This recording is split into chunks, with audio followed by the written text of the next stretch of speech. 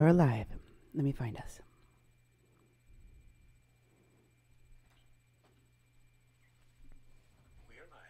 I hear us. Yep, I heard us. We got sound. Amazing.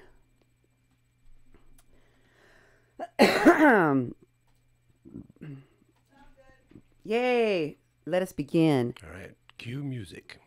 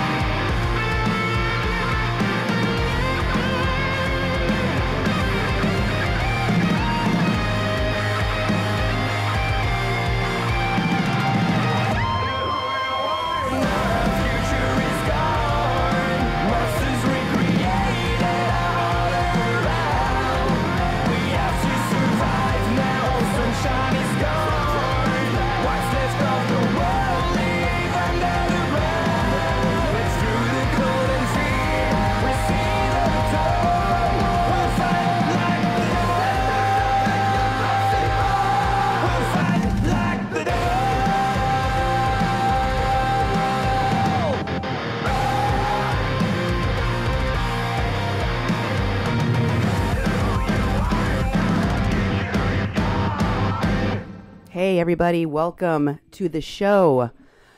Excuse me. This is a Mexican Crossing Lines with your hosts, Cindy Gomez-Schempp. And Duke Gomez-Schempp. You're listening to 88.1 FM, KPPP, LP, Fargo Moorhead, where we are adding local color to your airwaves. And I wanted to wish everyone a hopefully good Halloween, and hopefully you also had a a very memorable Dia de los Muertos. I know that we did, Oh, yeah. remembering all of our loved ones that have passed. And we just came back from a listening session at NPR. Yes. In Minneapolis, where we saw more Day of the Dead, including an altar that was just for Anthony Bourdain. Yes, that's right. At the Burrito Market in West St. Paul. Yes, West St. Paul Burrito Market. If you go to West St. Paul in the Minneapolis, check it out. It's amazing.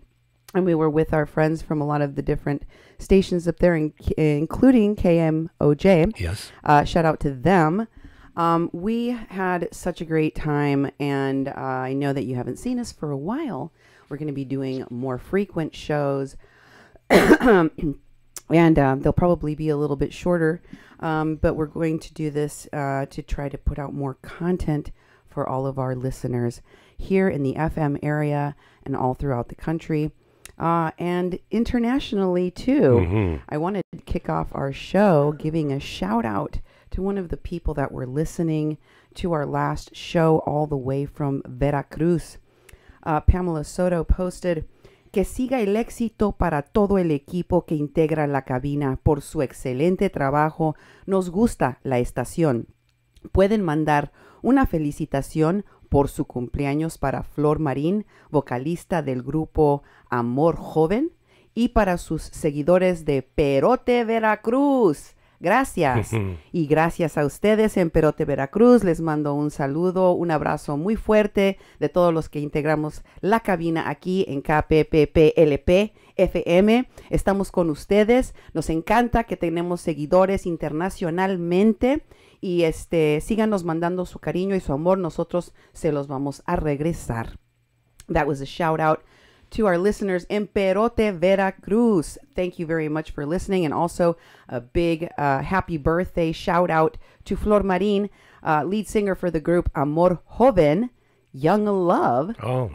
And of course, they send their love to everyone here at KPPP LP. Also want to thank all of the folks that sent us information. I'm going to get to some of that information. But first, Duke, how can folks get to us? Well, there's many ways. One of my favorite ways is to actually do the call-in line. It's a message line, basically, and then the number you can call to leave a voice message for us, and we'll get back to you that way. It's 701-566-0917. Again, that's 701-566-0917. Also, you can follow us on Twitter at media_PPP. Another way to actually send us information is just old-fashioned email. You have Cindy at kpppfm.com. or me, Duke, at kpppfm.com. Now on Facebook, seems to be very popular because a lot of people are watching our shows on Facebook. And, for the radio listeners out there in the Fargo-Moorhead area, you can go to Facebook at 88.1 FM Fargo-Moorhead. We also have the People's Press Project and Mexi-Can. And also Cindy has a public page at Cindy Gomez-Schempp.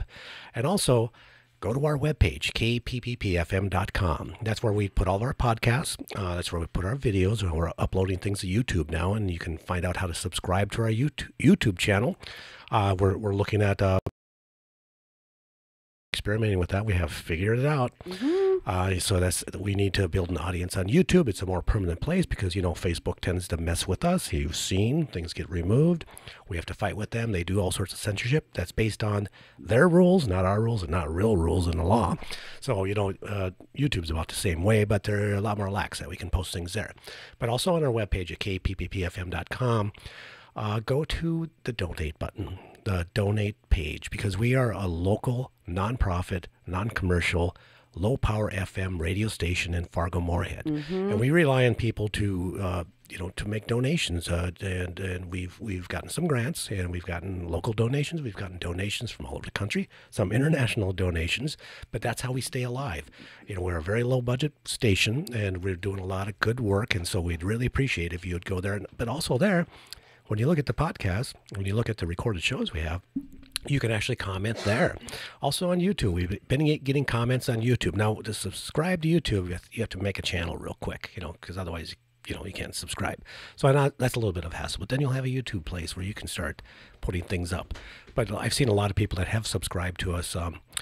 To get into the studio stuff with YouTube and to be recognized more, you need to have at least 1,000 subscribes.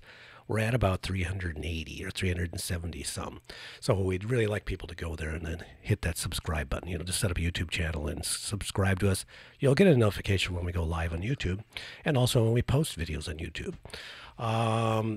I think that's about it. I think I've covered all the things, but definitely check out all those places and keep sending us information, because it's been very, very, very, very helpful. Thank you. Yes, and some of it is helpful, some of it is useful, some of it is just strange. Oh, I forgot. Sorry. Some of it has been very interesting, the stuff that we get sent to us. Mm-hmm. Some of it has been very useful, as you said, and some of it has just been strange. Strange, yeah. Well, strange as in peculiar, like,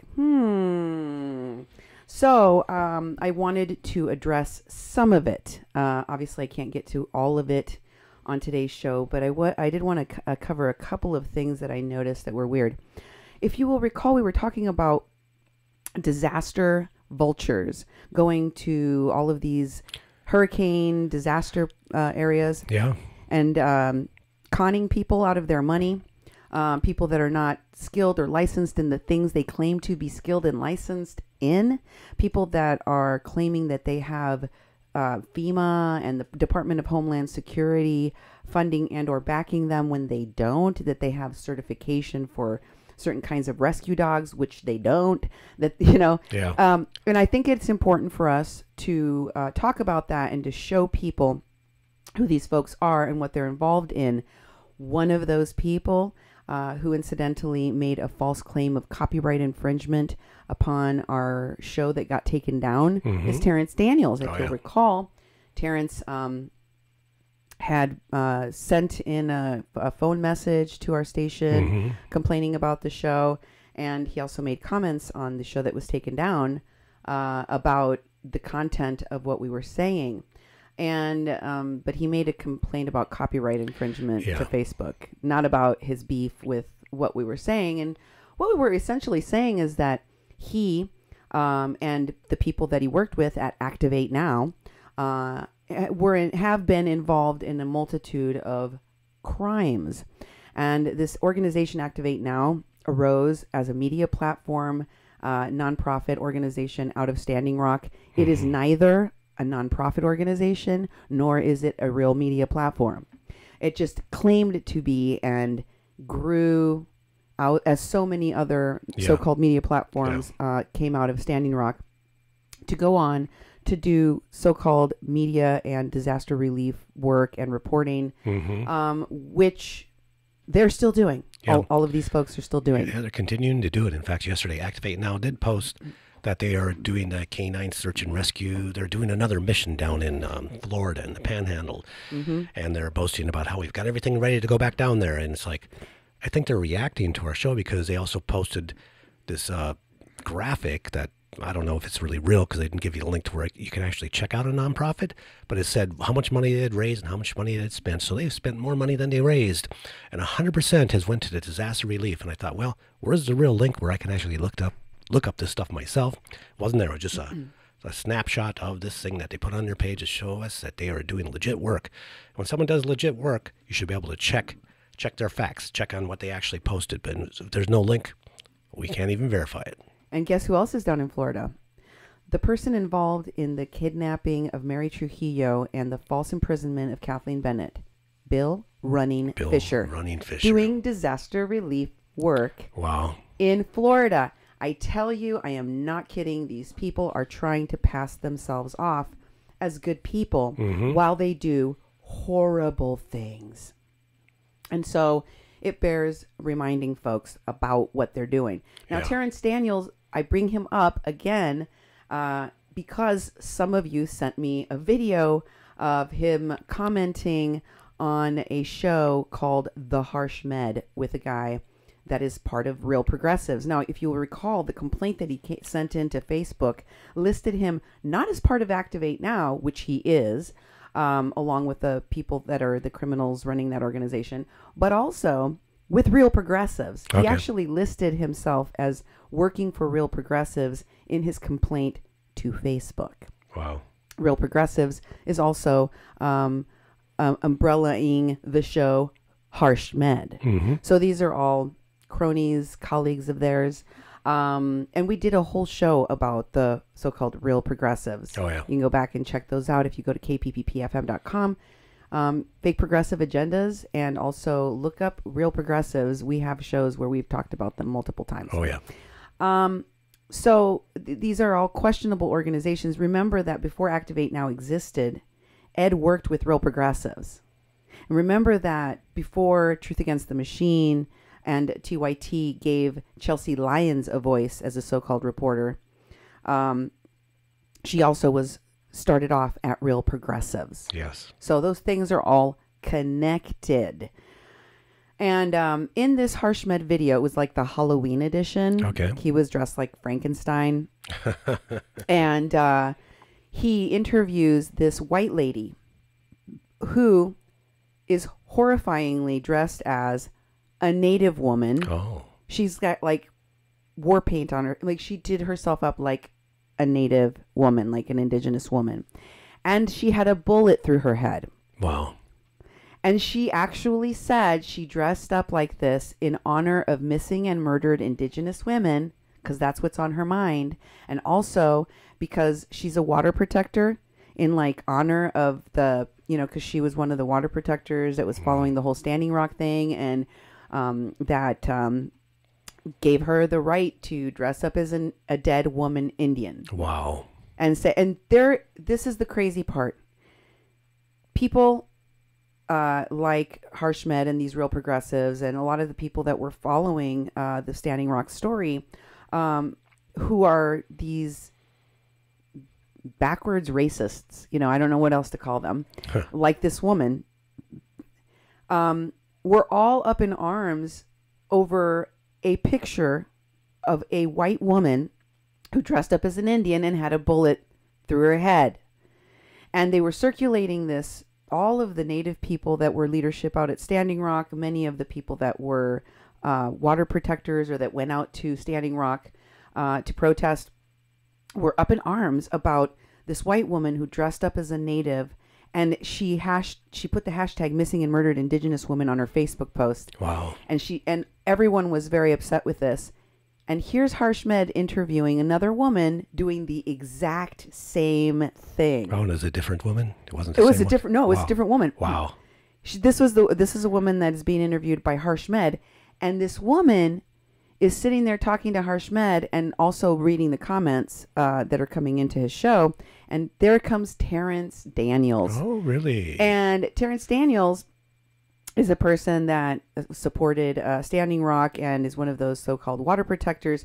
But here he was congratulating this white woman's appropriation of missing and murdered indigenous women and of native people in general, wearing native people like a costume, and also making a mockery of the very serious issue of missing and murdered indigenous women in Indian country. And Terrence congratulates her on her makeup. Wow. Good job on your costume, he says to her. Instead of saying to her, Indians are not costumes. Yeah, that's right. Humans are not costumes. You cannot wear them. That is wrong. What you're doing is wrong. So, there's one more reason why I think people like that are, they're not the people that committed the crime, but they are the ones enabling them to do those things. Yeah. And we're going to talk about why that matters, why that's important, because we increasingly see, like on a day-to-day basis, we are seeing more and more heinous crimes, terrorist attacks occurring in our country. The name of today's show is Scapegoating with Terrorism. Okay. And I'm going to show you why this is incrementally getting worse. I've seen people having conversations about this in the media and in social media, and I just don't think that they're doing justice to the topic. I don't think the people are discussing it the way that it needs to be discussed. So we're going to do that here on A Mexican Crossing Lines. I'm going to shoot straight from the hip. I'm going to tell you what I really think. Good. And I may cross some lines in the process. Oh, yeah. Well, you usually do. That's why I'm here. Being Cindy Gomez-Schempp, the Mexican Crossing Lines, so you don't have to be. And I wanted to also go to another item that was sent in to us about Marcus Mitchell.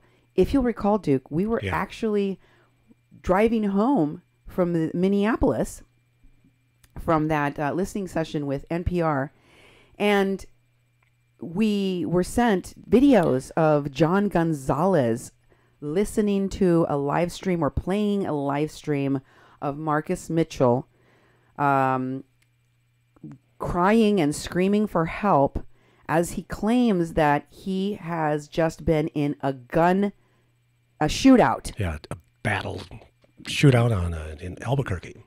On Center Avenue in Albuquerque, New Mexico, and that he is dying, and that his friend who's next to him, who was shot at, and who took out his own pistol and shot back at the shooters, was dead.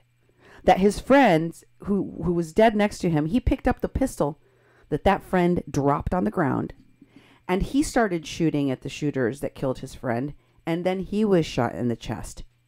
Apparently he was shot a couple of times from what I recall of listening to this live stream, during which the camera is on John Gonzalez because he's playing it from Marcus Mitchell's Facebook page, presumably because he has a bigger audience than Marcus Mitchell does, and he wants to get the word out that his friend, his hunka nephew or whatever, is dying in New Mexico, and he is begging for his life. And at the end of this, John Gonzalez said, "Here's his PayPal and or his GoFundMe.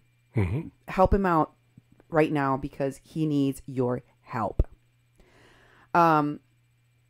And then he, the GoFundMe, I checked out the link. Yeah. It's for the GoFundMe that he had out for his original injuries from being at Standing Rock. Now, if you do not know the story of Marcus Mitchell, I'm just going to summarize very quickly what we know so far. I've talked about him in the past because he recently surfaced, and many of you, my listeners, sent me a video in which he's begging for help, saying he was forgotten by the Water Protector Legal Collective, the legal entity that was supposed to be providing legal services free of charge from the millions of dollars in donations that they got, so that they could take care of situations like the one that Marcus claims he was in.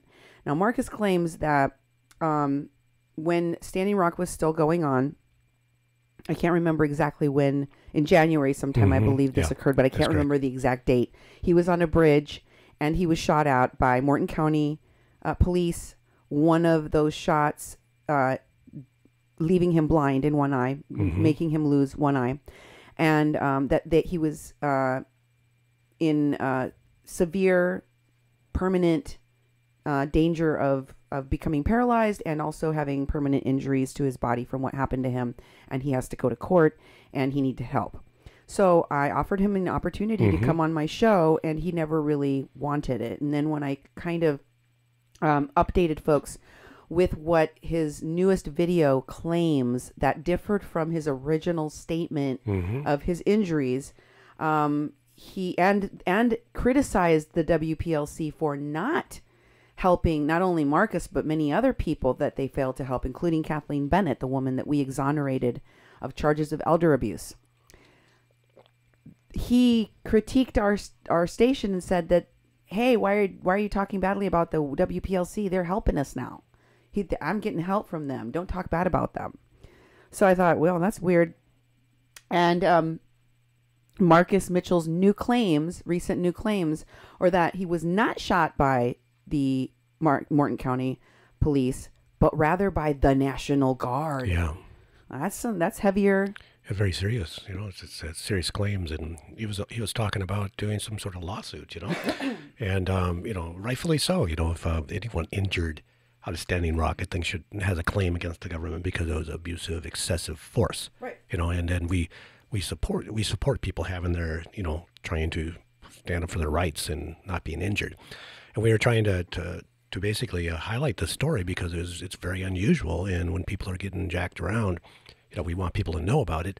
But as we did, we were getting this pushback from Marcus Mitchell. And, so we backed off on the story, but at the same time, it made us look a little closer. And we started seeing there's some odd things in this, and then he's saying, please talk about this, please spread this around.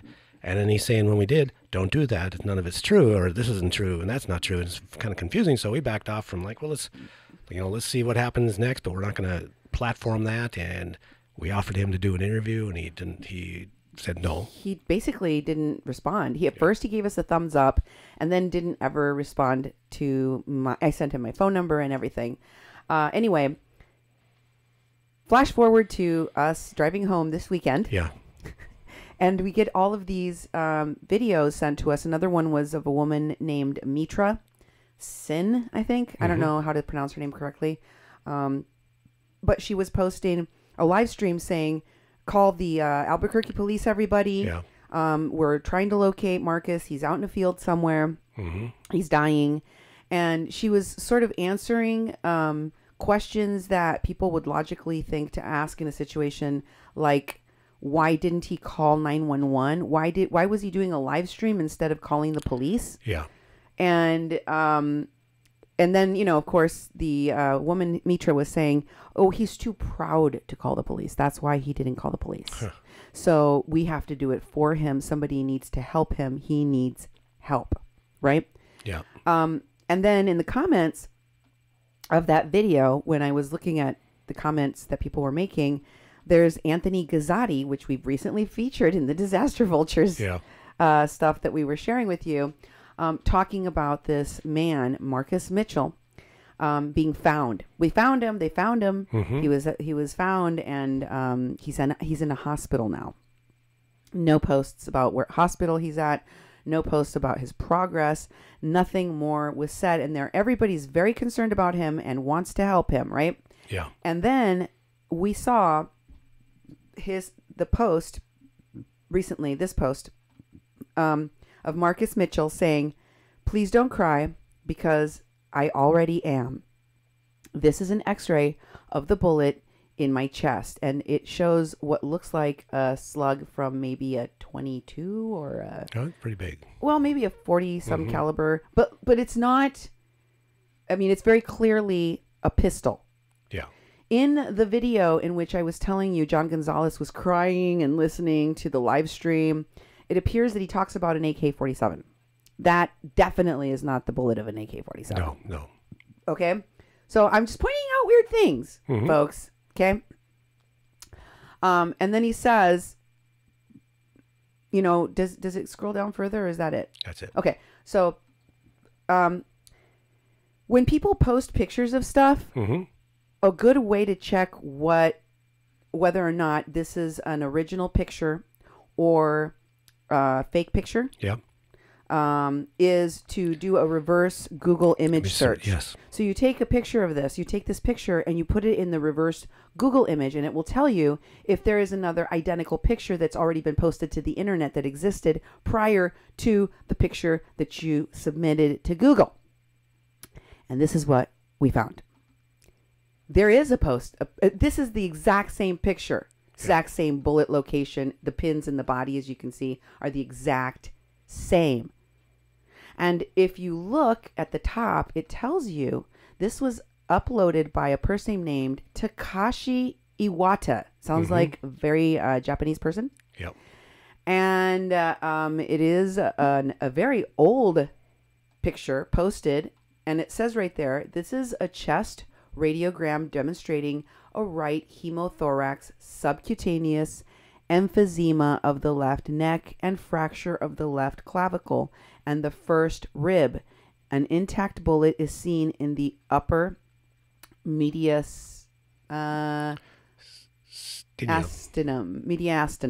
And it says, where did this picture come from? It came from a publication. See the publication, the source publication is listed there. Yep. And then it says multiple thoraco-abdominal gunshot wounds with complicated trajectories.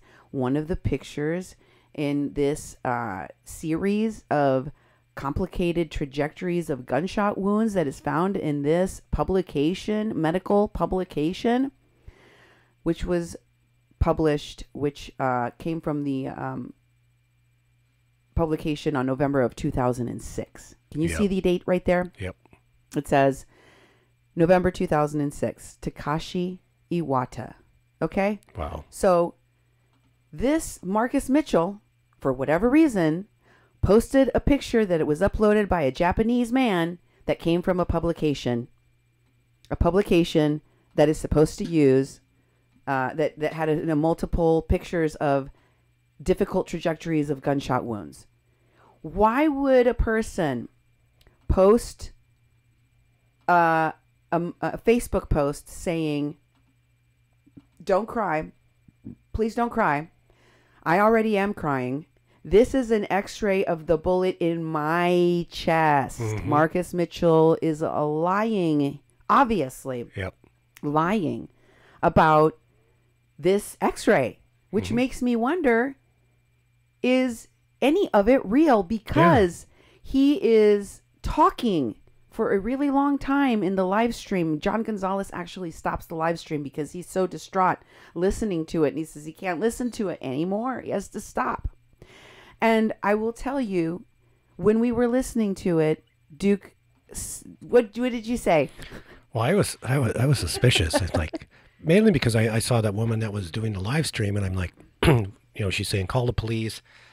We have to find his number. And I thought, why are these people spending all this time not really trying to find him? And it sounds horrible. People were putting out messages saying we're praying for Marcus Mitchell.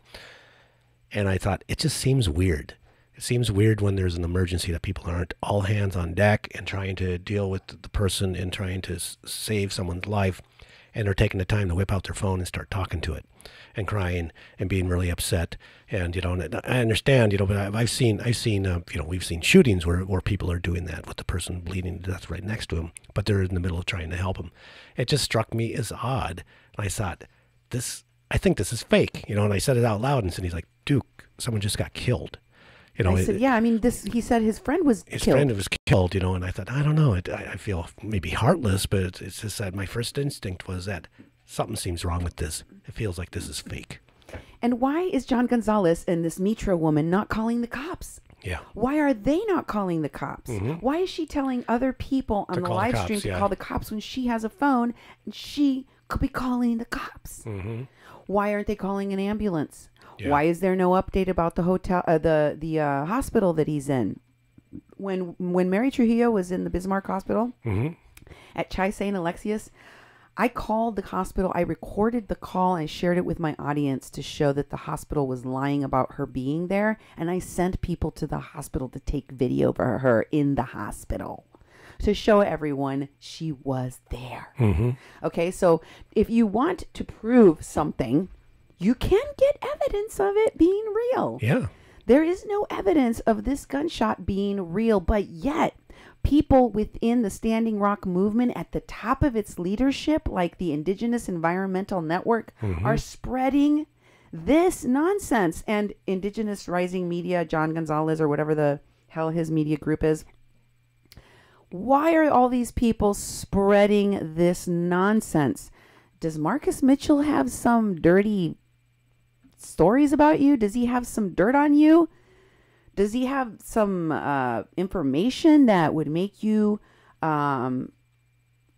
afraid of him exposing you if you don't, pay him extortion money every time he figures out that he needs some more money for his GoFundMe or his PayPal? Mm-hmm. I don't understand why people like John Gonzalez, people that are hanging out with LaDonna, people are peddling this level of conspiracy nonsense lies, because there are real people that did and do get injured in situations like this. Real people that did and do die in real situations. This kind of a hoax hurts every person that goes to a GoFundMe for medical help or to raise money for a serious medical condition, a funeral, or a death. Exactly. Yeah. I mean, and then so Joy Brunn of the Indigenous Environmental Network posted this on Facebook.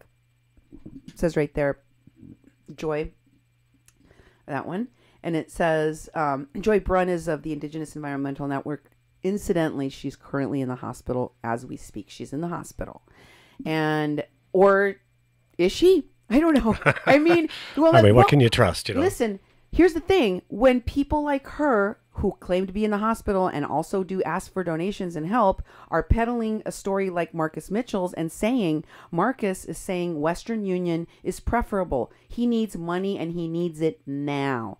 Please contact him on Facebook to get his information. Joy Brunn, while herself in the hospital after having a stroke, still took the time to make sure to share this BS story of a shooting and a death that Marcus Mitchell is peddling on social media through all of these people associated with LaDonna and Phyllis Young, and saying that they should give this man money for his needs, right? Yeah. And here's Marcus's post that she shared there. I'm going to read the whole thing. It says, I am well and okay. You are well and okay? How could you possibly be well and okay if you got shot twice? Yeah. One of the reasons that I started doubting that live stream was real, along with you. Yeah. Like at first I was like, Duke, his friend is dead. How dare you? And it's just nice. I don't know. It's hard for me to trust any of these people. I know, but I was just like, how could you? But then, I listened and listened and listened, and it was like he kept dying. And he's like, I don't want to die. I don't want to die. Somebody help me. And he just kept talking and talking and talking. And I'm like, wait a minute. He said he got shot in the chest. How the hell is he still talking? Yeah. How can he talk at all? People that get shot in the chest cannot talk. Their lungs fill up with blood. So I was beginning to get skeptical. And I think John Gonzalez, through his crocodile tears, rustling up dough for this fake injury and this fake death, for this fake gunshot and this fake death, was also, bringing out the waterworks to make it real. And I think that the longer he let it play, the more he realized people are going to start questioning, how in the hell is he talking for this long and dying for this long? It was like one of those cartoon deaths when Bugs Bunny is like, it just goes on and on and on. Oh, yeah. And I don't mean to make fun of people that have real gunshot wounds, but this guy is lying. I don't know why he's doing it, but he is. And this is what he says. I'm okay and well.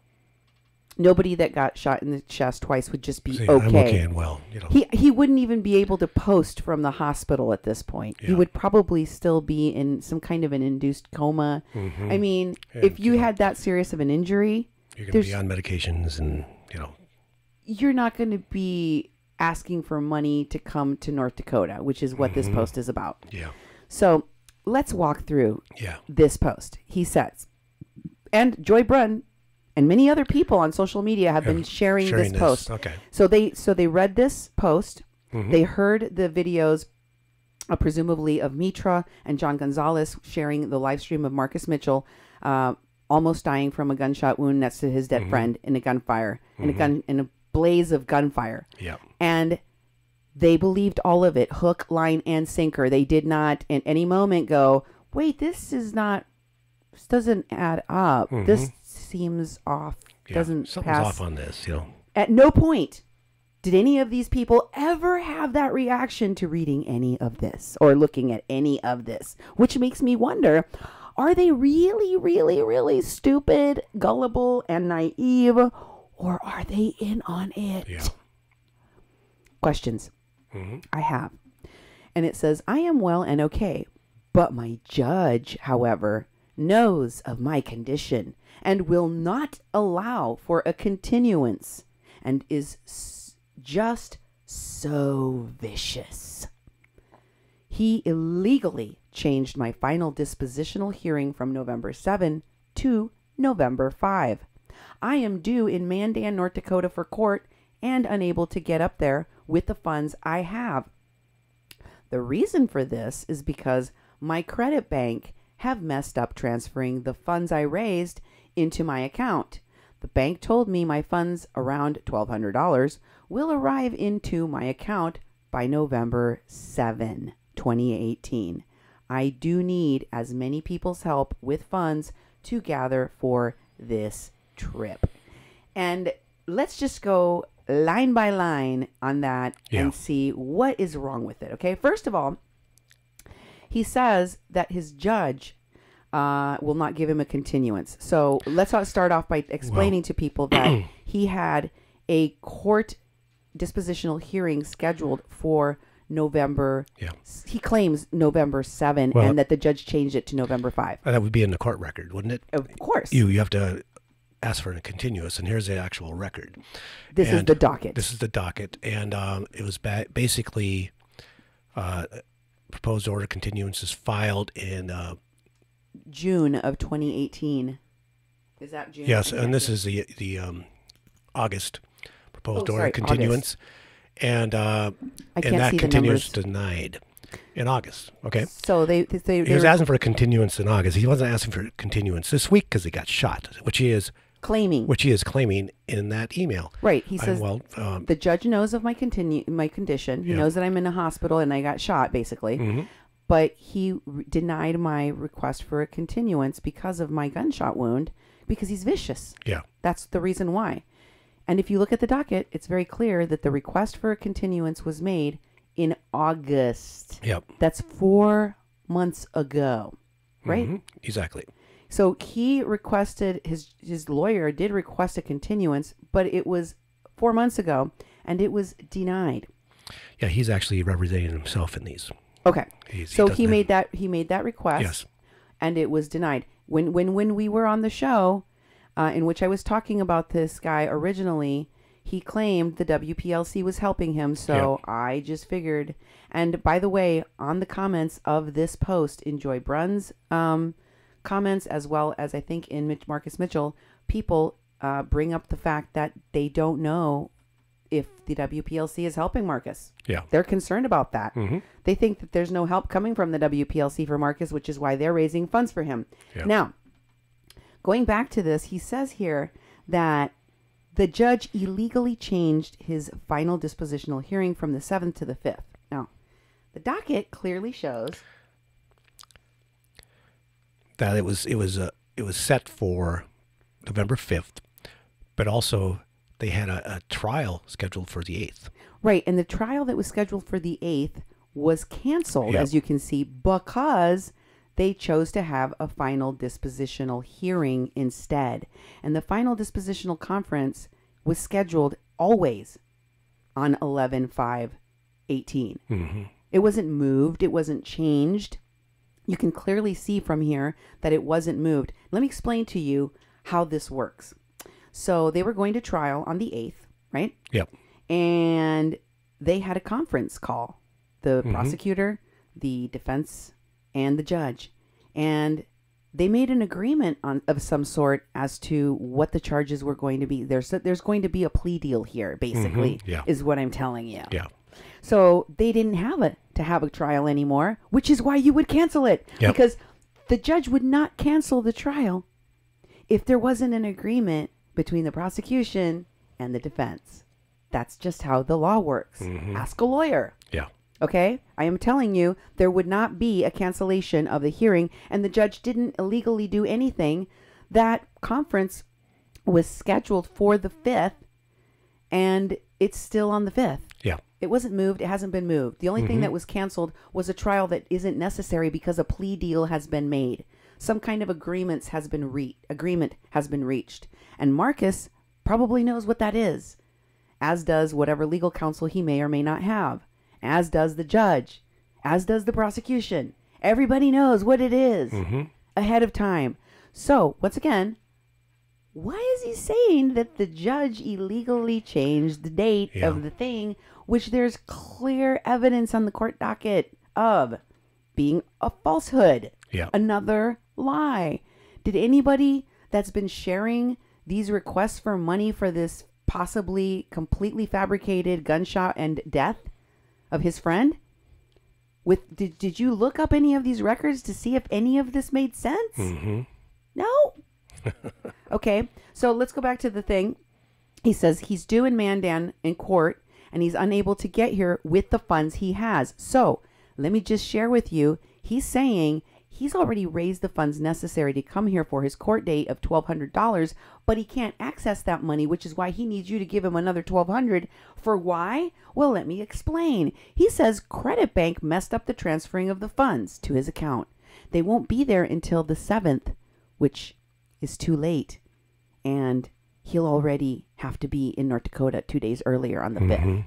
So he needs you to send him more money. Yeah. More money, more money, more money. But if he has a settlement, as I believe he does, if he's already made an agreement as a plea deal, if he's going to take a plea deal, like I think he already has, okay, I don't even think he needs to come here. Yeah, I don't know for sure. I'm just saying. Yeah, we don't know. And also, let's have a look at this record again, because I did notice that there's an Emmanuel Andre served to Brian Gossing.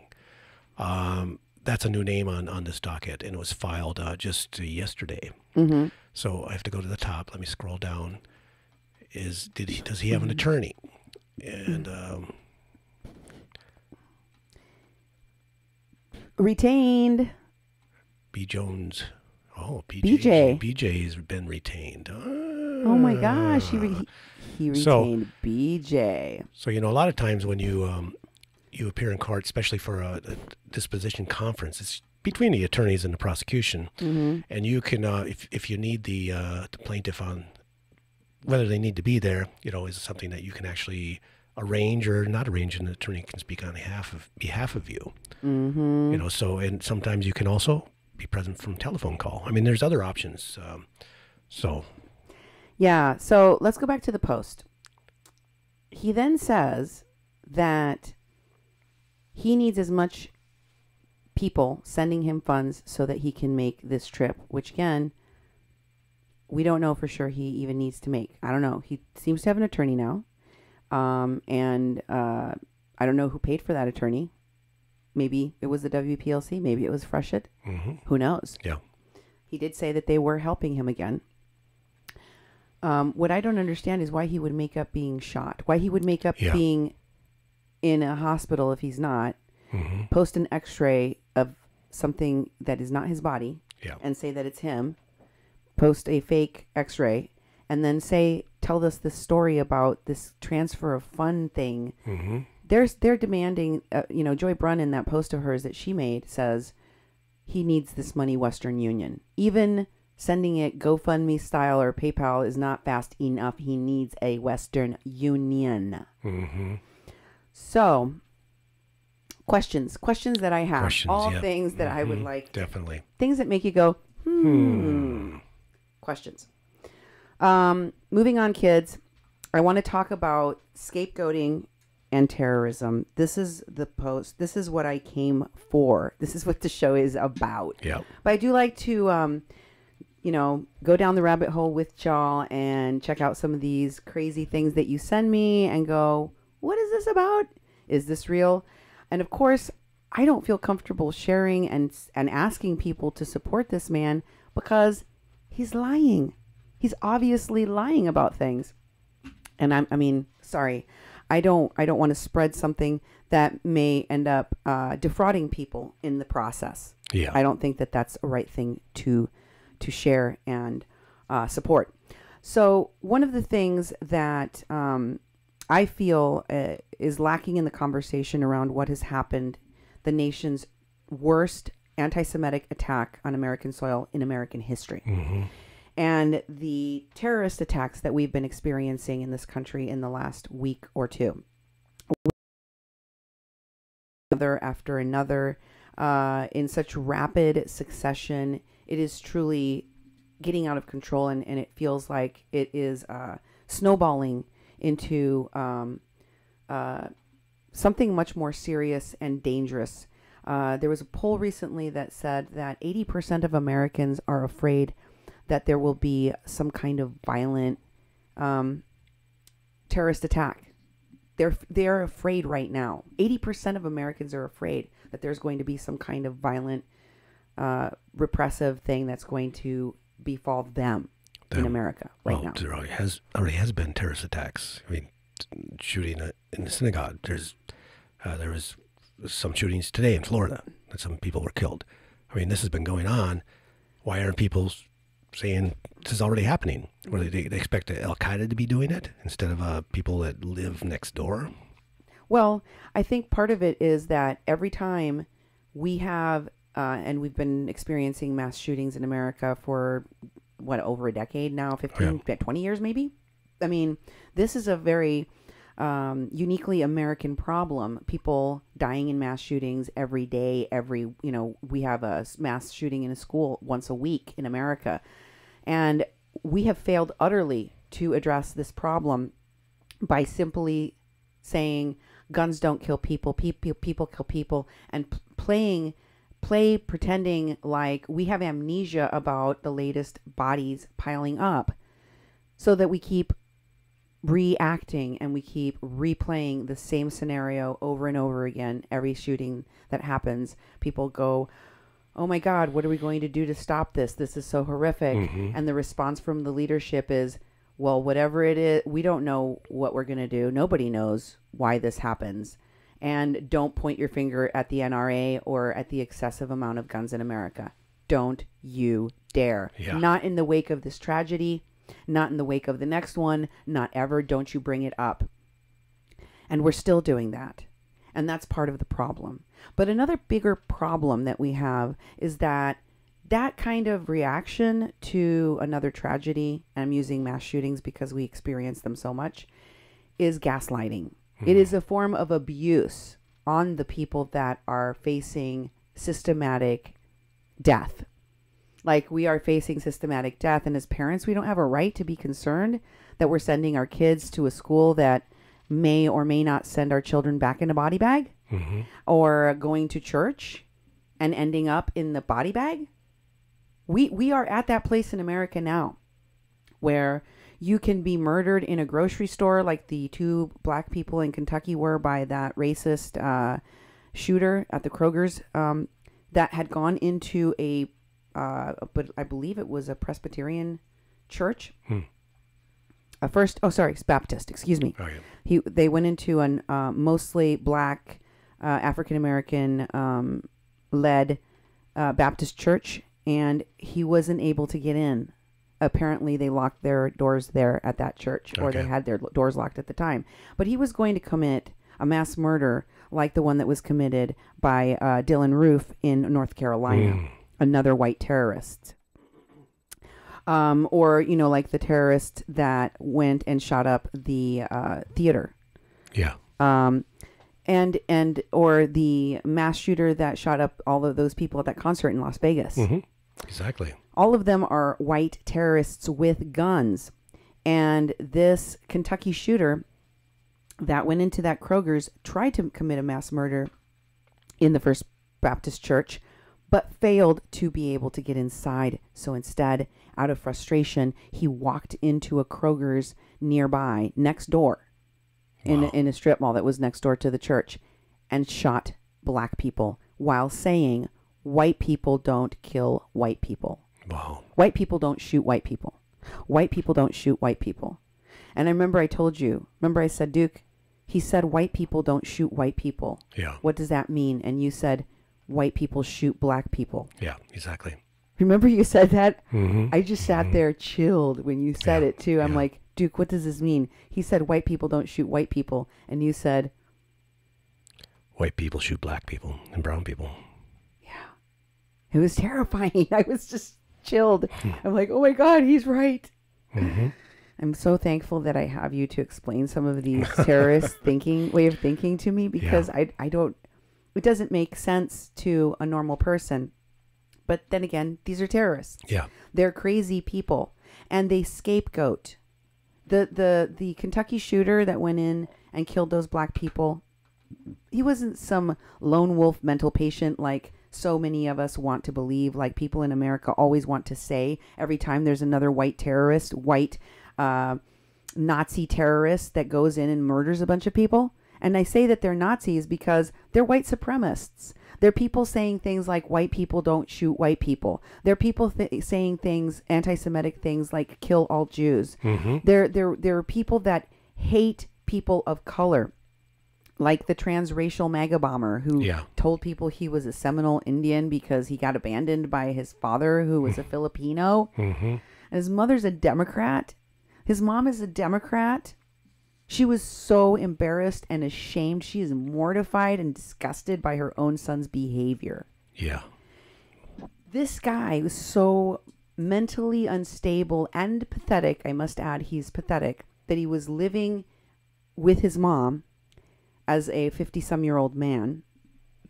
And really, he was living out of his van. That van that you saw all over the media with all of those stickers of Pence and Trump and you know, Michael Moore in crosshairs and all of these other people in crosshairs on his van. He's basically living out of that van. I don't know if you heard the interview with one of his former employers where he delivered pizzas to people. Jeez. Yeah. Oh my God. Can you imagine getting delivered pizza from that guy? Really? Out of this van I'm about to describe to you?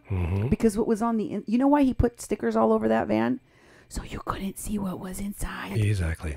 Because it was disgusting in there. This is according to his manager. So this woman, who's a gay, she's a lesbian, proud lesbian, she said, told people that he told her she was going to hell because she was a lesbian. Yeah. And told her that she was going to, like, he told her that he hated her, that if he, you know, if they ever, you know, rounded up and punished people legally, criminally for being gay, she was going to be one of the first people. So, this is one of the reasons why I think we need to have a conversation that's different. Because this woman, despite everything that she said about this guy and what she saw in this van, still said she wanted more employees like him. I know. She was like, he's a good worker. He shows up on time. He does his shift. I'm like, yeah, he says that you're going to go to hell, you know, and you are damned. But she's like, I'd like more people like that. That boy, you know, you have a really low standard of what you want in an employee, you know? Yeah. But, I mean, I'm quoting Nemo here, my queer son, my queer transgender son. He said, yeah, Mom, that's why I hate the people in the LGBTQ white leadership, because they always put up with racist trash.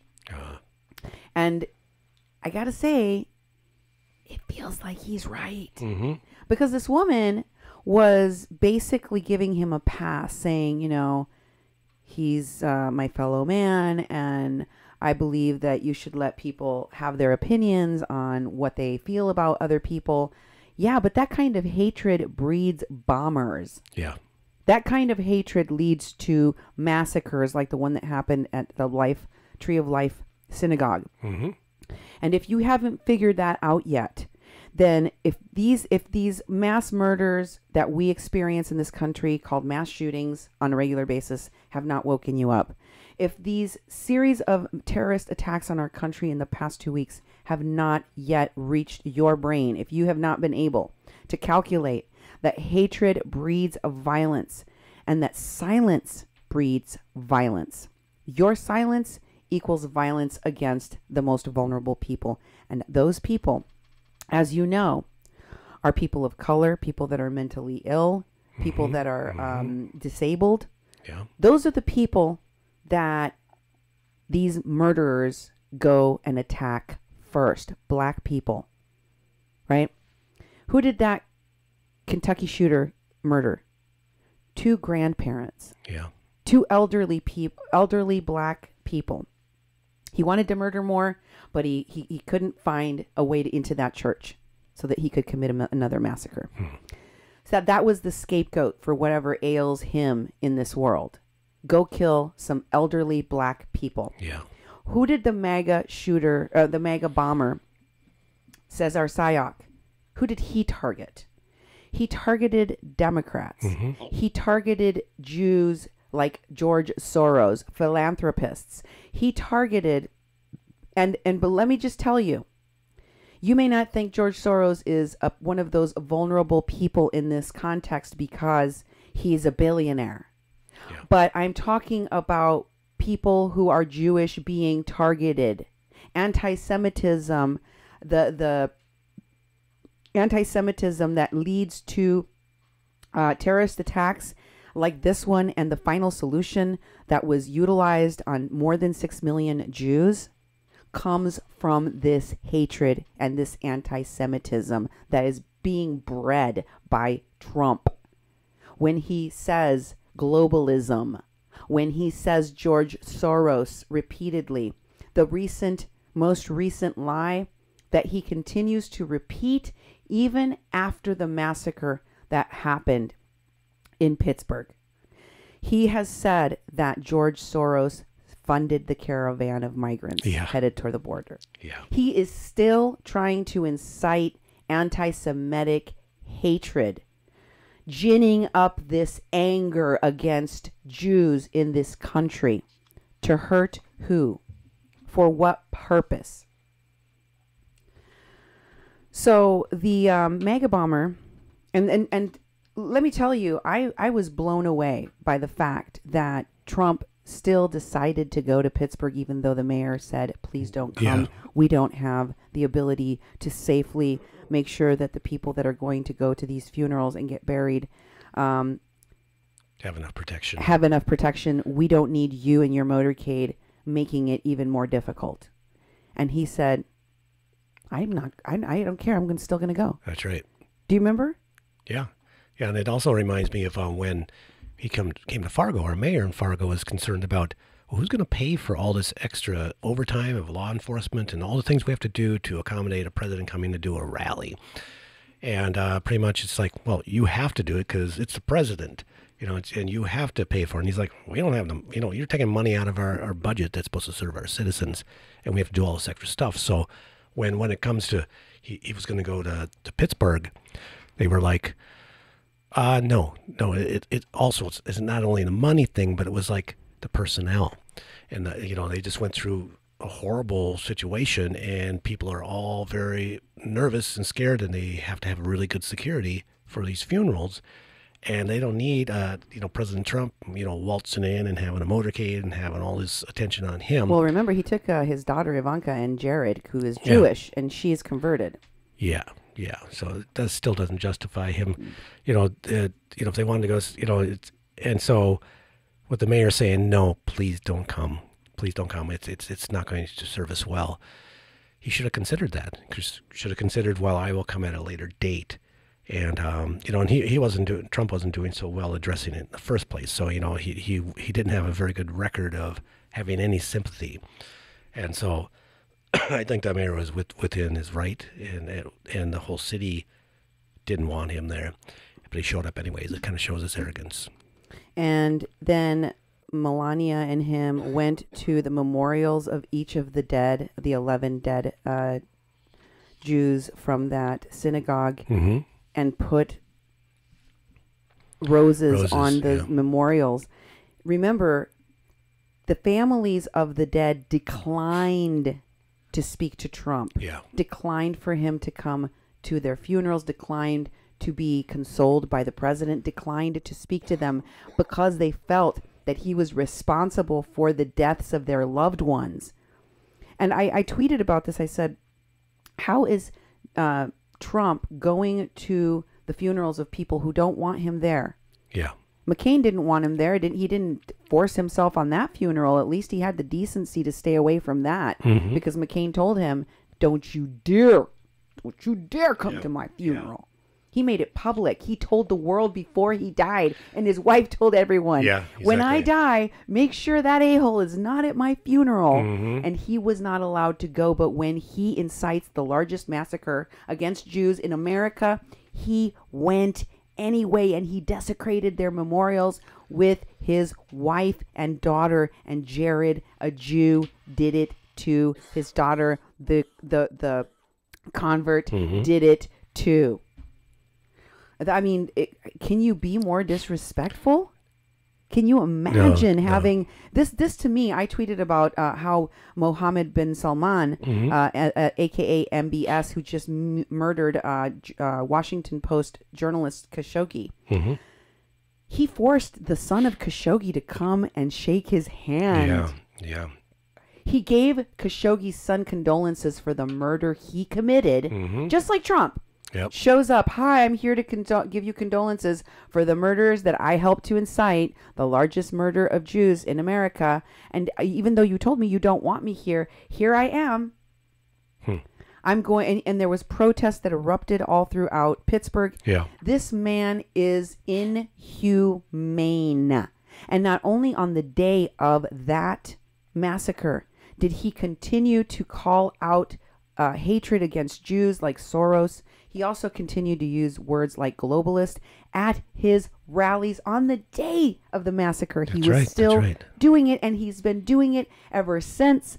And then Sarah Huckabee Sanders comes out, does a press conference, and just trashes Americans in mourning, including the media, who have been the recipients of bombs sent to them by the MAGA bomber, Cesar Sayoc. Yeah. Where, you know, after CNN received a bomb, Trump tweeted, after the massacres occurred, Trump tweeted that the real enemies of the people is the media, the fake media. And so, of course, this press conference was full of media, and they're like, hey, we've just had the worst massacre on American soil of Jews in American history, and a bunch of people, including a Jew philanthropist like George Soros, who Trump has been sending hate to at every rally he can, and a bunch of other Democrats have received, you know, these bombs. Your president is tweeting that we're the enemy of the people, that the media is the enemy of the people, that we're the real enemy, that we're the real instigator of hate in America. Not him, but us, the media. How do you respond to that? How do you respond to that, Sarah Huckabee Sanders? And then she goes all crocodile tears and is like, he can't be anti-Semitic. Trump didn't cause this. It was a crazy person. It was the media that started saying that Trump was responsible for this. He blamed the person, the maniac, the shooter. He didn't blame anybody else. And what did you, the media, hateful media, do? You blamed him. And he can't be anti-Semitic. He has a daughter that converted to Judaism. His grandchild with Jared Kushner is a Jew. Jared Kushner, his son-in-law, is a Jew. And he's also been Jew adjacent to a bunch of other Jews. So he couldn't possibly be racist. Well, by that same logic, he's friends with Kanye West. Yep. Oh, wait. They're not friends anymore. That's right. Kanye came to his senses. He found his bottle of medication and took some and went, wait a minute, what am I doing? And one black person. That's right. But he's no longer Trump's best friend. But I mean, by that logic, Kanye West is friends with Trump, so Kanye, makes him not racist, right? Right. That's what racist people, that's what anti-Semites think, that if they have a friend that's a Jew, that means they can't be anti-Semitic. Yeah. For those of you who don't know the dog whistles that Trump and the media and the people in the Trump administration are using to demonize Jews, let me spell it out for you. Here's a helpful translation guide. When people like Trump say globalist, they mean Jew. Okay. When they say international banker, they mean Jew. All right. When they say Soros funded, they mean Jew. Okay. When they say New York values, they mean Jew. When they say Hollywood, the Hollywood elite, they're talking about Jews. Okay. When they talk about the media, because they always tell you that the media is run by the Jews. That's right. The Jew run media. It's all anti-Semitic speak. It's all that it is. Okay? Wow. Yes. If you didn't know, now you know. And remember that these folks, they didn't just wake up one day and go, you know what? I think I want to make a bunch of pipe bombs in the back of my van. Or I'm going to go and shoot up black people. This man, Trump, is going to rallies, feels like every freaking day. He is, every day. And he is saying the most racist, the most blood-curdling, anti-Semitic, sexist, ableist, anti-black, terrorist-inducing stuff that you can possibly imagine. And again, no one is calling him out. What did you think of Sarah Huckabeen's "Dispack the fight, dispack the fight"? I mean, she was trying to defend the disgusting rhetoric of Trump, and she did everything that a 3-year-old throwing a tantrum does. First of all, she pointed the finger back at the media that was asking the questions and attacked them. When that didn't work, she started crying and saying that, you know, the president is everyone in the administration is horrified at these deaths. And she started crocodile tears. Oh, yeah. And then she started saying he can't be anti-Semitic because Trump is Jew adjacent and his daughter is the da-da-da-da-da. And then when that didn't work, she started saying, dispack the fight that the economy is great. Like her mouth betrayed her. Her mouth is like, no, you've lied one too many times. That's it. We're out. And the tongue just went inside her mouth and she couldn't talk anymore. And she was like, dispack the Viking. And then she just ran off the stage. Yeah, she just ran out of there with her hair on fire. What do you think of what she said? Well, you know, I used to like to watch her because I thought she was so crafty and deflecting all the questions. But I see her as like very emotionally distraught. She's going to quit. We're going to end up with a different press secretary. You know, this will be, I don't know, the third or fourth since Trump started. You know, and also that it's very frustrating. I don't like watching her anymore because she never answers questions, and she's always spending that time trying to spin that all the positive things have happened, all these positive things happen, and the media is just taking all these negative things, and it's like, 11 people just died by gunshot. There were like 16, 17 bombs mailed across the country with specific targets. This stuff needs to be talked about. And for her, she was like basically saying, why are you bringing all this stuff up? Same thing with Trump. And the media there tries to, I don't even know why they do those press conferences, because they never get answers. They never actually get the things addressed that they are there to ask. Why don't they just do press conferences that Sarah Huckabee Sanders stands there and does a press conference and doesn't take any questions and just spews out the information she wants to spew out, and that's what you get. No questions, answers, that sort of thing, because she never answers any questions. Reporters actually don't get the information that they went there, and they're being paid as part of their job to try to get a scoop and try to be able to ask a question that they can publish in their publication and in their platform, and they never get anything from her. It's very frustrating. They should just, press corps should just abandon that stuff, and they can just send out their little press releases. It's kind of like they do here in town with any of the politicians and the police department. Just send out your press release, and that's it. They don't sit there. They aren't accountable to the community. They aren't there to talk to the community. Well, I think that we should force those optics. I think we should. And you were right. We do have that same problem in our own local media. The media is responsible for not pressing more, for not asking more questions, for not holding those in authority more accountable. We have failed. The mostly white male-led media, yes, I'm talking to you, you have failed to ask the harder questions and to hold people accountable, okay?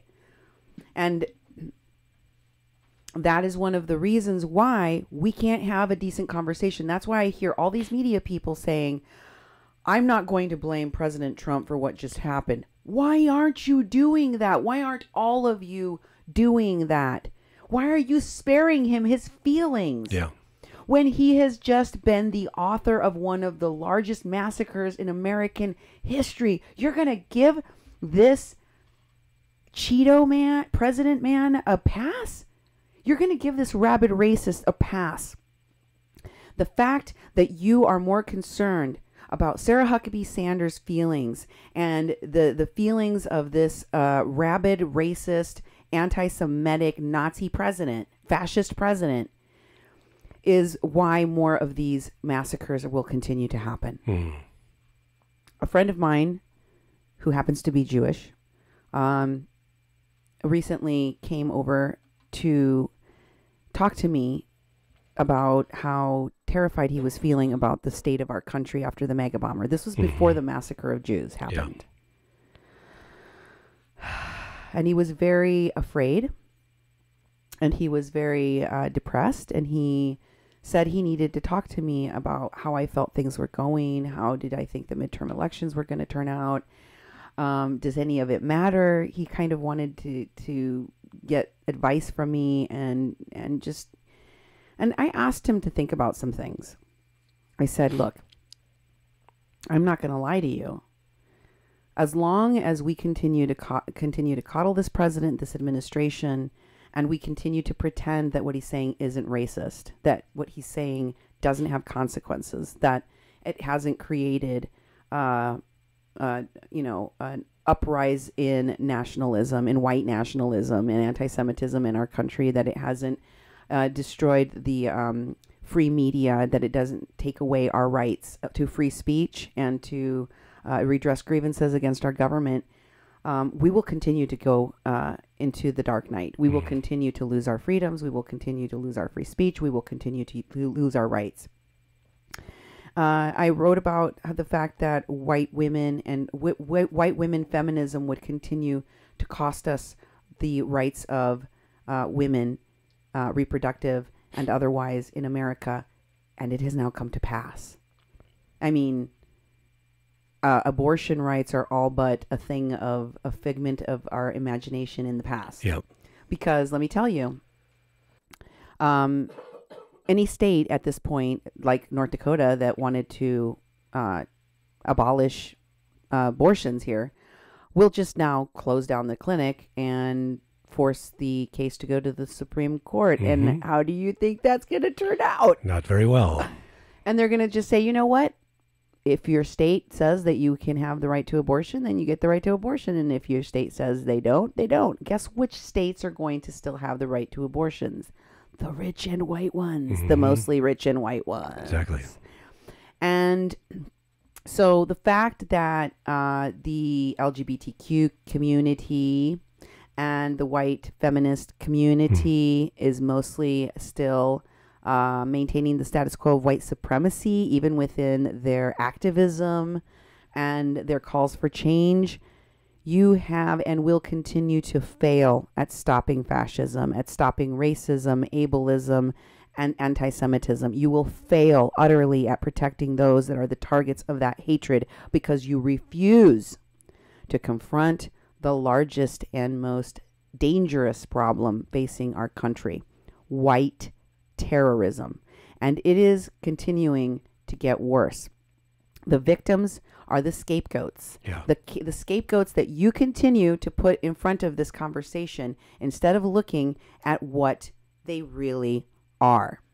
Now, I want to tell you that the other thing that they said about the mega bomber I wanted to discuss with you was, I think you even brought it up, Duke, at some point. Well, that they didn't have detonators. Oh, you were wondering about whether or not they had detonators and could even blow up as bombs, or yeah, they were but functional bombs. that was when I think back, it was I was watching the stuff go on, and of course I'm looking at these.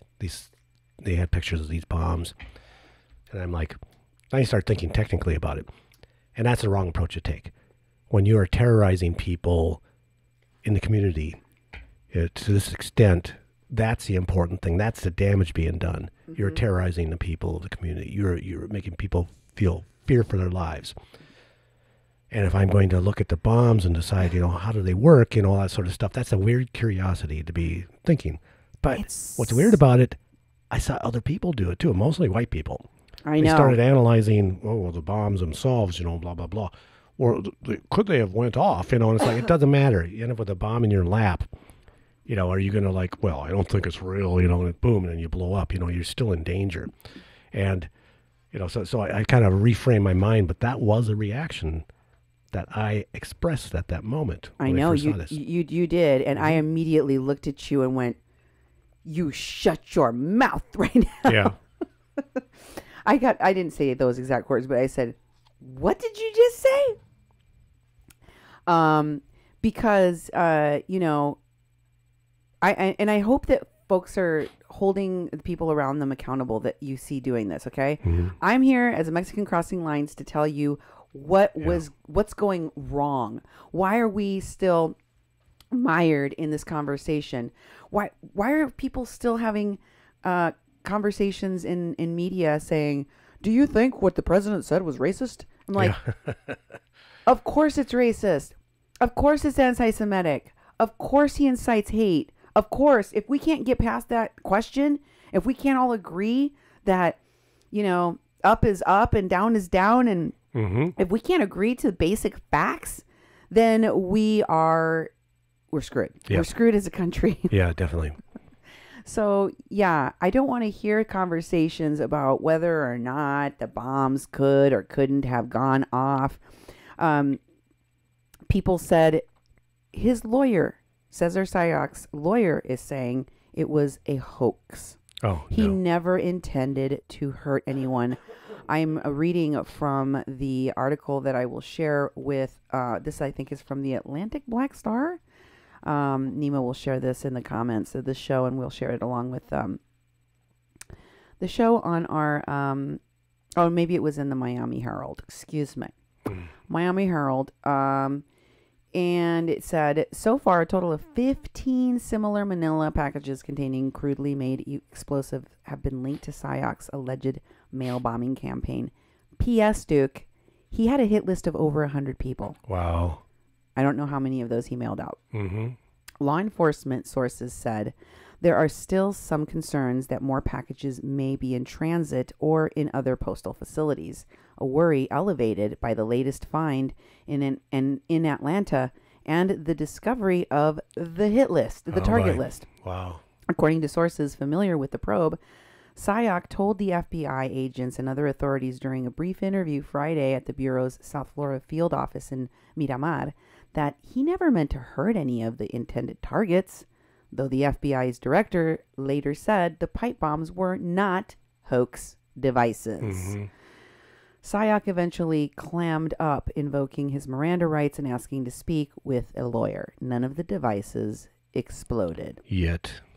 None of the devices. And I don't want to hear people talking about whether or not they exploded. Would you be any less upset, and or would you be any less condemning of a person that had gone into a synagogue with an unloaded gun? No. And terrorized people. No. I mean, terrorizing is terrorizing. And the fact that this guy sent bombs to people that Trump has been targeting should be evidence enough of the fact that Trump is inciting terrorism. That is not protected speech. Trump has been sued for his inflammatory speech at these rallies and lost. He has lost before. He should be sued and lose again. There should be somebody. Jeff Sessions isn't going to be the guy to do it. Robert Mueller hasn't been given the authority to do so yet. But there should be some law enforcement authority in this country that has the huevos necessary to charge him for inciting hate, for inciting violence and terroristic attacks. Remember, Charles Manson didn't kill a single person. That's right. But he is in jail for life. Yep, and he gets denied parole every time. For terrorism. How is he any different from Trump? I don't think he is. In the way that he has incited murders by other people. Okay? I know it may not be a popular thing to say, but I'm going to tell you, because I'm a Mexican Crossing Lines, I'm going to tell you what the truth is. If you can't have this conversation in America, this will continue to happen. Okay? First of all, we need to be honest about what's happening. We have to all agree that something bad is happening and where the source of this problem is, okay? It's not, the source of the problem isn't Trump in the sense that the source of the problem is racism. But we have to call racism and anti-Semitism what they are, and we have to identify who is spreading them, especially when someone with as much power as Trump is telling people to violently attack specific people and even telling them he will pay for their lawyers' fees if they do so and get arrested. Okay? In Kentucky, I will also share with you an article from the Atlantic Black Star in which they talk about the Kentucky shooter, another white terrorist who, like Trump, is trying to find a scapegoat for everything that bothers him about America. He said, the article says, after releasing a photo of the suspect, authorities received a tip from an employee at the city of Jeffersontown, who said he thought he saw Gregory Bush, that's the terrorist, the white terrorist, that racist murderer, that he said he saw him outside the First Baptist Church prior to Wednesday's shooting. City Police Chief Sam Rogers said the video footage, surveillance footage, confirmed Bush's presence. Rogers said, the city police chief. The church is headed by a black pastor and has a large African American membership. Wow. This is a hate crime. And I've talked on this show on our station for years about the fact that in America, we aren't willing to call hate crimes when they happen. No. We don't have strong legislation that condemns and punishes hate crimes when they happen, which is all the time. Yeah. And here in North Dakota, the hatred is especially rampant, resulting in a bombing of a coffee house of a Muslim family. Remember, they did this in Grand Forks? And our local media tried to run a story saying that maybe with the conspiracy theory, which they later took down, Valley News Live, saying that maybe these Muslims blew up their own coffee house. Of course, there was video evidence of the fact that it was a white man who was actually interviewed by the news, bleeding because he had broken the window of this coffee house to to firebomb it, bleeding from his hand after the incident. Crazy stuff that we have seen. Do we have a hate crime law in North Dakota? No, even though we're number 2 in hate crimes? No, and there's a federal hate crime legislation, but there's basically in this community, even with prosecution having the opportunity to charge things as hate crimes and law enforcement to do that, they always resist. They always resist charging things as hate crimes. And I don't know what the hang up is with that. You know, that they just refuse to go there because they don't want to deal with the actual racism.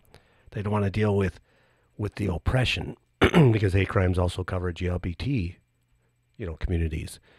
Hate crimes are committed all the time, and law enforcement doesn't want to charge that. And actually, there's enhanced penalties. I mean, it is, and the idea is that you do hate crimes, it's a worse crime than a crime. And that's what people say.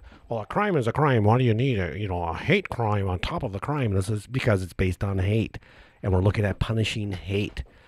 And law enforcement refuses to do that. So there have been very few cases of where they've actually had hate crime charges brought up. And I think it shows that their weakness. It shows that they really don't want to stamp out this violence, which is, what we want to do as a community. And I will tell you why. I'm going to explain it to you right now, okay? Remember all of the men in the Me Too movement that were saying, including the president, that were saying, oh, it's a dangerous time for men now. Yeah. Anybody could be falsely accused. Anybody could be charged with raping or sexually assaulting a woman. And now they're guilty. And this isn't a country where you're innocent until proven guilty. Yeah. Trump also, through the Kavanaugh hearings, showed America what men in general, but misogynist, rape culture celebrating men especially, do and believe in America, which is this.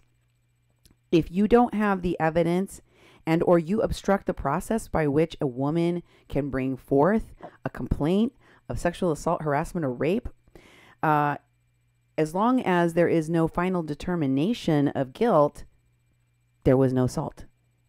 Nothing happened. Yeah. Although something happened to her. She probably was crazy. Dr. Blasey Ford must be, because, you know, something happened to her, but it wasn't Brett Kavanaugh. You can't say it was, even though all evidence to the contrary has been shown. So the reason why men like Trump and men in general in America that fear this horrible Me Too movement time, the reason they fear it is because rape is rampant. Rape happens every day, every second of the day. It's happening right now somewhere. Women are raped at such a massive degree that even college women get raped, 1 out of 5 of them. Rape is such a huge problem that if all of the rapes were to be investigated and prosecuted, there wouldn't be any men left on the effing planet. If all of the sexual harassers were punished, there wouldn't be any men employed anywhere. The real reality of this world is that these things are so prevalent, so accepted, so flaunted, and never punished, that if we were to start enforcing some kind of punishment for this heinous, vicious crime, it would require a massive crackdown of all men. And men will not have that. That is why police don't test rape kits. Yeah. That is why they put them in warehouses. That is why they get rid of them and throw them away. That is why the prosecutors say it's very hard to prosecute rapes. Can't do it. Sorry. Yeah. Very, very hard to prove. That's right. That's why they say a jury will never find this person guilty, and they don't even try to prosecute them. That's why a majority of the men who are prosecutors, which is 90-some% of prosecutors in America, say that it's so hard to get people to come forward and make a complaint or file a police report for an investigation in the first place. And that is why the majority of men who are the police, the majority of which 99% are men, don't even investigate. And frequently, like over 50% of the time, victimize, re-victimize, attack the person coming in to ask for an investigation of a sexual assault or rape. So this world, this country, and specifically America, on the issue of rape, obstructs every possible way, gaslights, hides, minimizes, while simultaneously supporting rape culture and defending men's rights to do whatever the hell they want to whoever the hell they want to. It's just locker room talk. It's just boys will be boys. That's all it is. It's just somebody put their hands on her 30-some years ago and she's not over it yet, right? That's why we have what we have with regard to rape culture. That's why men defend it, the status quo, and women defend it too. That's why. Because it's so rampant, if we were to be honest about it, we would have to shut everything down. Yeah, exactly. And that's the same reason why we don't want to face racism or hate crimes that result from them. Massacres, the continuing genocide of indigenous people in this continent, that this president is currently still scapegoating. That migrant caravan are First Nations people of this continent. Yeah. Yes, they are. They deserve to be more here on this continent, traveling all across it like they always used to do thousands and thousands of years ago, more than anybody that came from Europe. They deserve to be here. They deserve to be anywhere on this continent that they want to be. My people, and there's archaeological evidence of this, were trading food, obsidian. They were trading all sorts of goods and services all the way up through Canada. Yep. Okay? Why my people, the Mexica people of Mexico, okay? My people have been here for 30,000 plus years. Yep. On this continent. My people originated on this continent. We didn't come across the Bering thing. No. Bering Strait, yeah. We did not come across the Bering Strait. We originated here. This is our land. This is where we belong. Those people are also our neighbors. They are also refugees. They also deserve our compassion and our love. And this president used the support, the help of refugees to demonize anyone who helps refugees, like the Tree of Life Synagogue did. And that is why that murderous anti-Semitic psychopath killed them. Because they were helping refugees. Yeah. Make it clear. Okay? And who told these people with such urgency? Who's been repeating with such urgency that the migrant caravan is coming to invade? Who is sending actual military troops? More than we have in Afghanistan, more than we have fighting anywhere in the world, to our border to attack unarmed people, saying that preemptively saying that if any of them were to throw any rocks, we should murder them with guns. It's Trump. That's who animated the Tree of Life murderer. In another article I will be sharing with you in Rolling Stone, I suggest that you check it out. There's another one out of the Washington Post. It says that according to the latest yearly audit by the Anti-Defamation League, an organization dedicated to tracking anti-Semitism in the U.S., anti-Semitic incidences of harassment, vandalism, and assault, everything from schoolyard bullying to by 57% in 2017. That's over half. Yeah. Increased by nearly 60% in 1 year. In the first year of President Trump's presidency. It was the second highest increase since the Anti-Defamation League started tracking data in 1979. Wow. That jump was due in part to the significant increase in incidents at schools and on college campuses, which the Anti-Defamation League says nearly doubled for the second year in a row.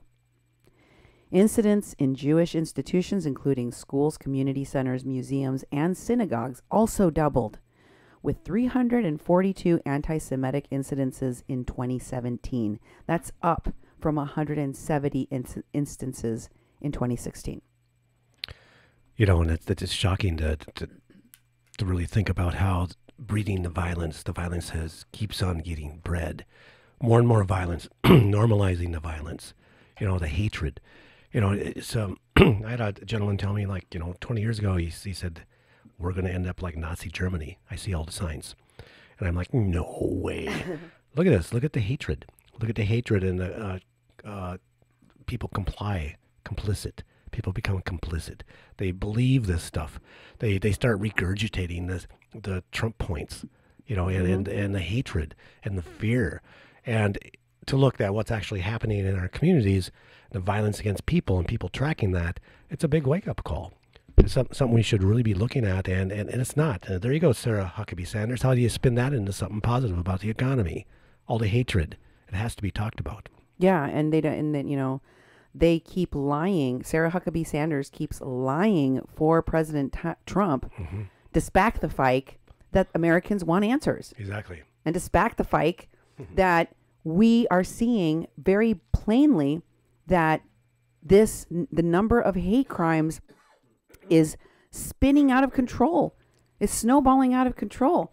We had 3 in 1 week, dude. Yeah, exactly. And look at our local law enforcement here. They don't even want to charge things as hate crimes. So there's just like rape.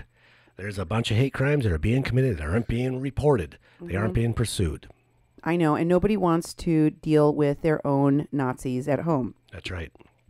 But I've challenged you in the past to do it, and I'm challenging you to do it again. If you don't want to deal with the Nazis in your backyard, the anti-Semites in your neighborhood, then you're a hypocrite. You're a hypocrite if you're condemning Trump's behavior. You're a hypocrite if you're condemning the Trump administration. You're a hypocrite. Like Sarah Huckabee Sanders, who can't talk anymore. I'm making fun of her when I say "dispack the fike." Yes. Because she got so tongue-tied when she was defending President Trump's hate speech that she literally got tongue-tied and couldn't lie anymore. Well, her tongue's split in two, Yeah. Dispack the fike. So, we have to call what we see in front of us, what we know to be the facts and the truth. Regardless of what Sarah Huckabee Sanders is saying, regardless of what the president is saying, regardless of what the media is saying, we have to call it. Call your media out when they're asking stupid questions like, is this racist? Is this anti-Semitic? Yes, of course it is. Stop asking stupid questions. Let's get to the real meat of the conversation. How do we fight back against this racism? How do we stop this hatred? The first thing you have to do is confront it wherever you see it and call it what it is. Yeah. If you're not willing to do that in your own hometown, in your own backyard, you're a hypocrite. You're a hypocrite saying that Trump is responsible and that these things need to stop in Washington, but not in your hometown. They need to stop everywhere. This was the neighborhood, the Life of Tree, Squirrel Hill, where this happened in Pittsburgh. That's the neighborhood of Mr. Rogers. Yeah. If he were alive today, he would be appalled by that. The Washington Post stated that the slaughter lives in the context of more than 1,000 years of scapegoating Jews, in this instance, for the stresses and trials of society. That's what Trump was leaning on. Yeah. The thousands of years of entrenched ingrained anti-Semitism that has been cooked up by racists and anti-Semites like him for thousands of years. The trope of the powerful Jew, which itself was born out of Christian oppression, has been deployed time and time again throughout history. It continues up to and through Trump's ongoing attacks on George Soros and frequent use of the word globalist, a well-known anti-Semitic dog whistle, every Saturday, just after the slaughter of the Tree of Life Synagogue. So he didn't really have any respect for the dead in that moment. When this happened, he immediately went to dog whistling anti-Semitist hate again. Wow. And he's not going to stop. No, he's not. And you don't have the power to stop him, Americans. Not if you can't stand up to the racists and the Nazis around you. Not if you can't call everything that you see by its true and proper name. If you can't name racism, racism. If you can't name anti-Semitism, anti-Semitism. If you can't name sexism or misogyny or rape culture what they are. And if you don't confront them when they're being, coddled by the local media, when authorities aren't being held accountable to their own complicity in these things, you will fail to hold Hitler 2.0 accountable. Yeah. And you will fail at stopping him from committing more heinous crimes, from inciting more murders. If you want to stop this, you have to have the resolve to call things what they are and attack these people saying them. Yes, even your Facebook friends. Yes, the media in your town. Yes. You have to be willing to divest from those places. Yeah. Advertisers need to start pulling their advertisements from places like Valley News Live that spread this scapegoating hate against those refugees, and that could end up causing some psychopath to kill some of them.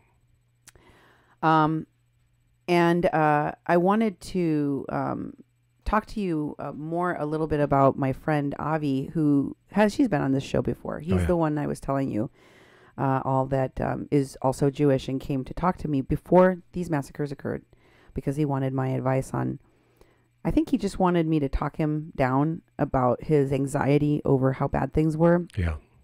And I told him that before they got better, they were going to have to get worse. Because people weren't willing to call things by their proper name.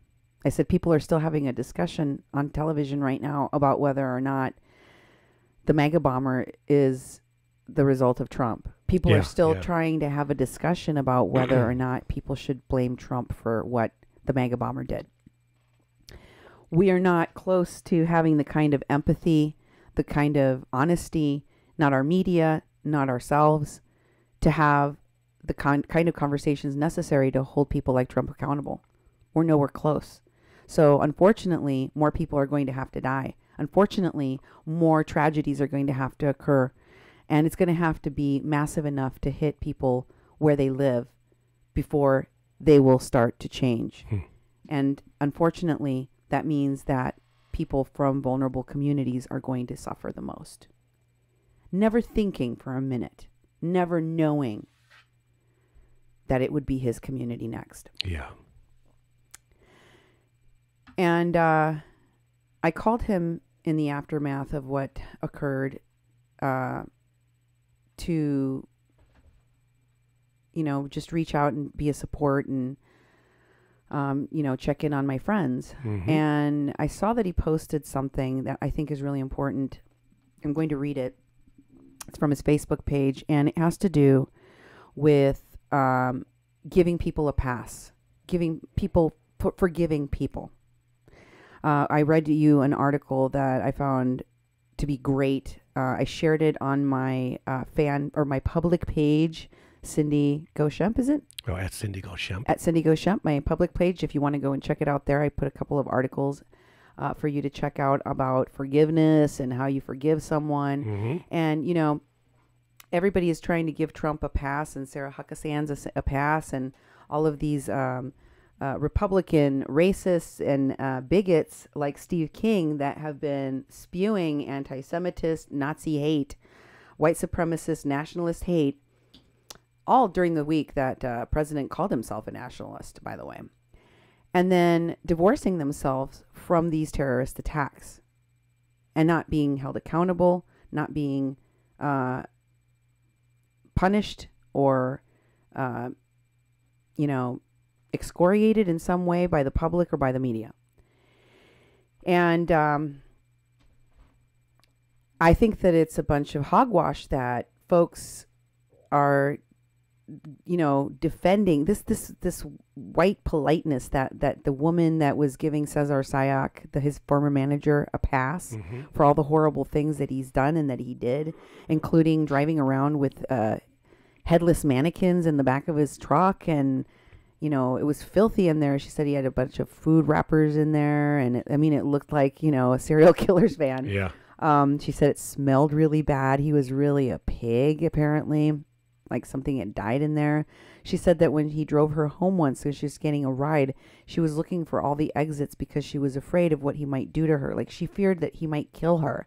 But she still said, I'd love to have more employees. Other than that, he's a great guy. I'd love to have more employees like that. Wow. That's the kind of mentality. That's the kind of give the white supremacist a pass because we all have a place in this world kind of BS that leads to the mega bomber killing people or this man in Pittsburgh killing people. That's what leads to that. You keep telling me in America, and by you I mean all of those who coddle Nazis, who coddle this white supremacy. You keep telling me that there's good people on both sides. You keep telling me that white supremacists and Nazis have as much right to their ideas and their ideologies and their way of life as black people who are oppressed and killed by them do. And that's just nonsense. It is complete and utter nonsense. And the people that have these kinds of ideologies and mentalities and or are latent bigots, many of us are to some degree or another, because white supremacy is an institution. It's not a choice. There were laws that were codified that made it okay to own slaves and discriminate against people of color. So it's not a choice. It's rampant. And some people, those who are white and they're the ones that have power, have the ability to enact racism and discrimination across the board that affects all of us.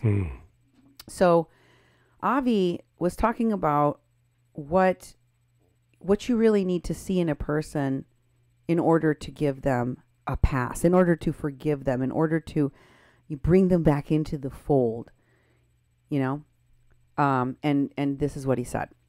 He said, so a friend of mine posted a thing in which, among other things, they lamented that in social justice circles, the idea of redemption and forgiveness for oppressive acts isn't very popular. I had thought on this, but he said, I had thoughts on this, but they grew too long to put into a comment, so I'm posting my thoughts here on his page instead. And this is on Avi Blackmore's public page. If you want to go check him out on Facebook, you can. He said, I don't think personally that social justice folks hate the idea of redemption or recovery. And this is in the context of saying, you know, somebody like Trump is truly remorseful for what happened, or that, you know, these people that have, you know, done some oppressive act, you know, they can change. Like, you know, that Nazi Ryan Laurie who said he's a good guy now. Yeah, he has changed. He's a changed man. Yeah, it's just he just failed to tell you he was a Nazi when he was running the Promise Camp at Flint. But it doesn't matter. You should. He's running for public office. You know, you vote for him. Yeah.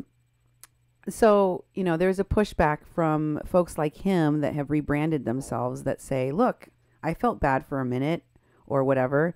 So you got to forgive me. I'm a new man, right? A new person.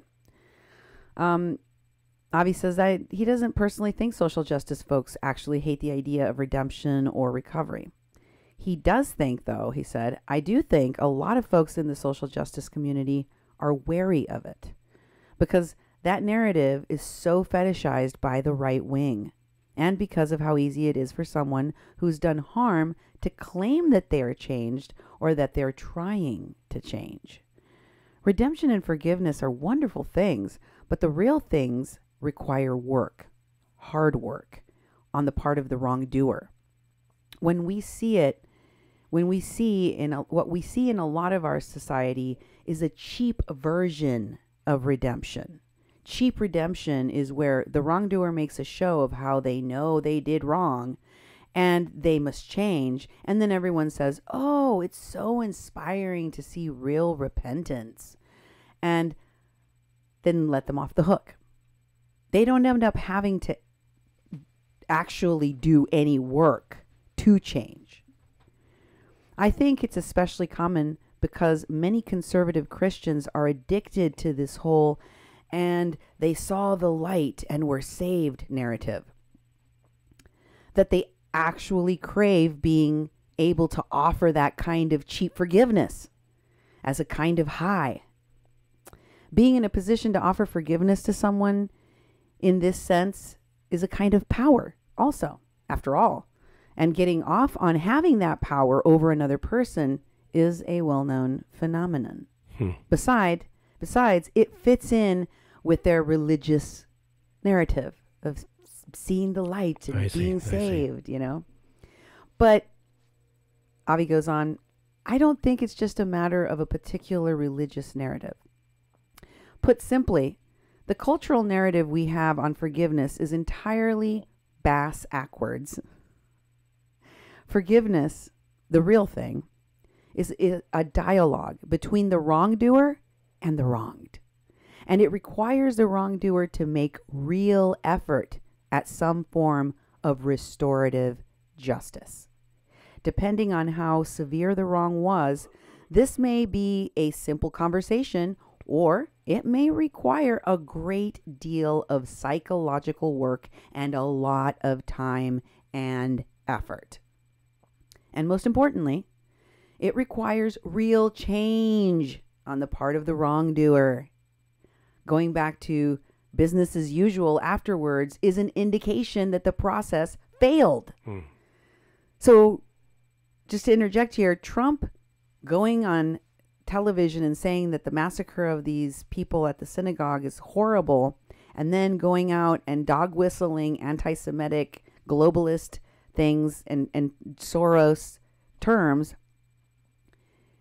is showing you the process failed. He's fake. He's fake. He's faking his horror at what happened. He's faking his empathy. He's faking his sorrow for the deaths. In fact, he is lying, which makes it feel even more abusive. To have the perpetrator that incited these murders wink and nod at you while he says he feels very sorry.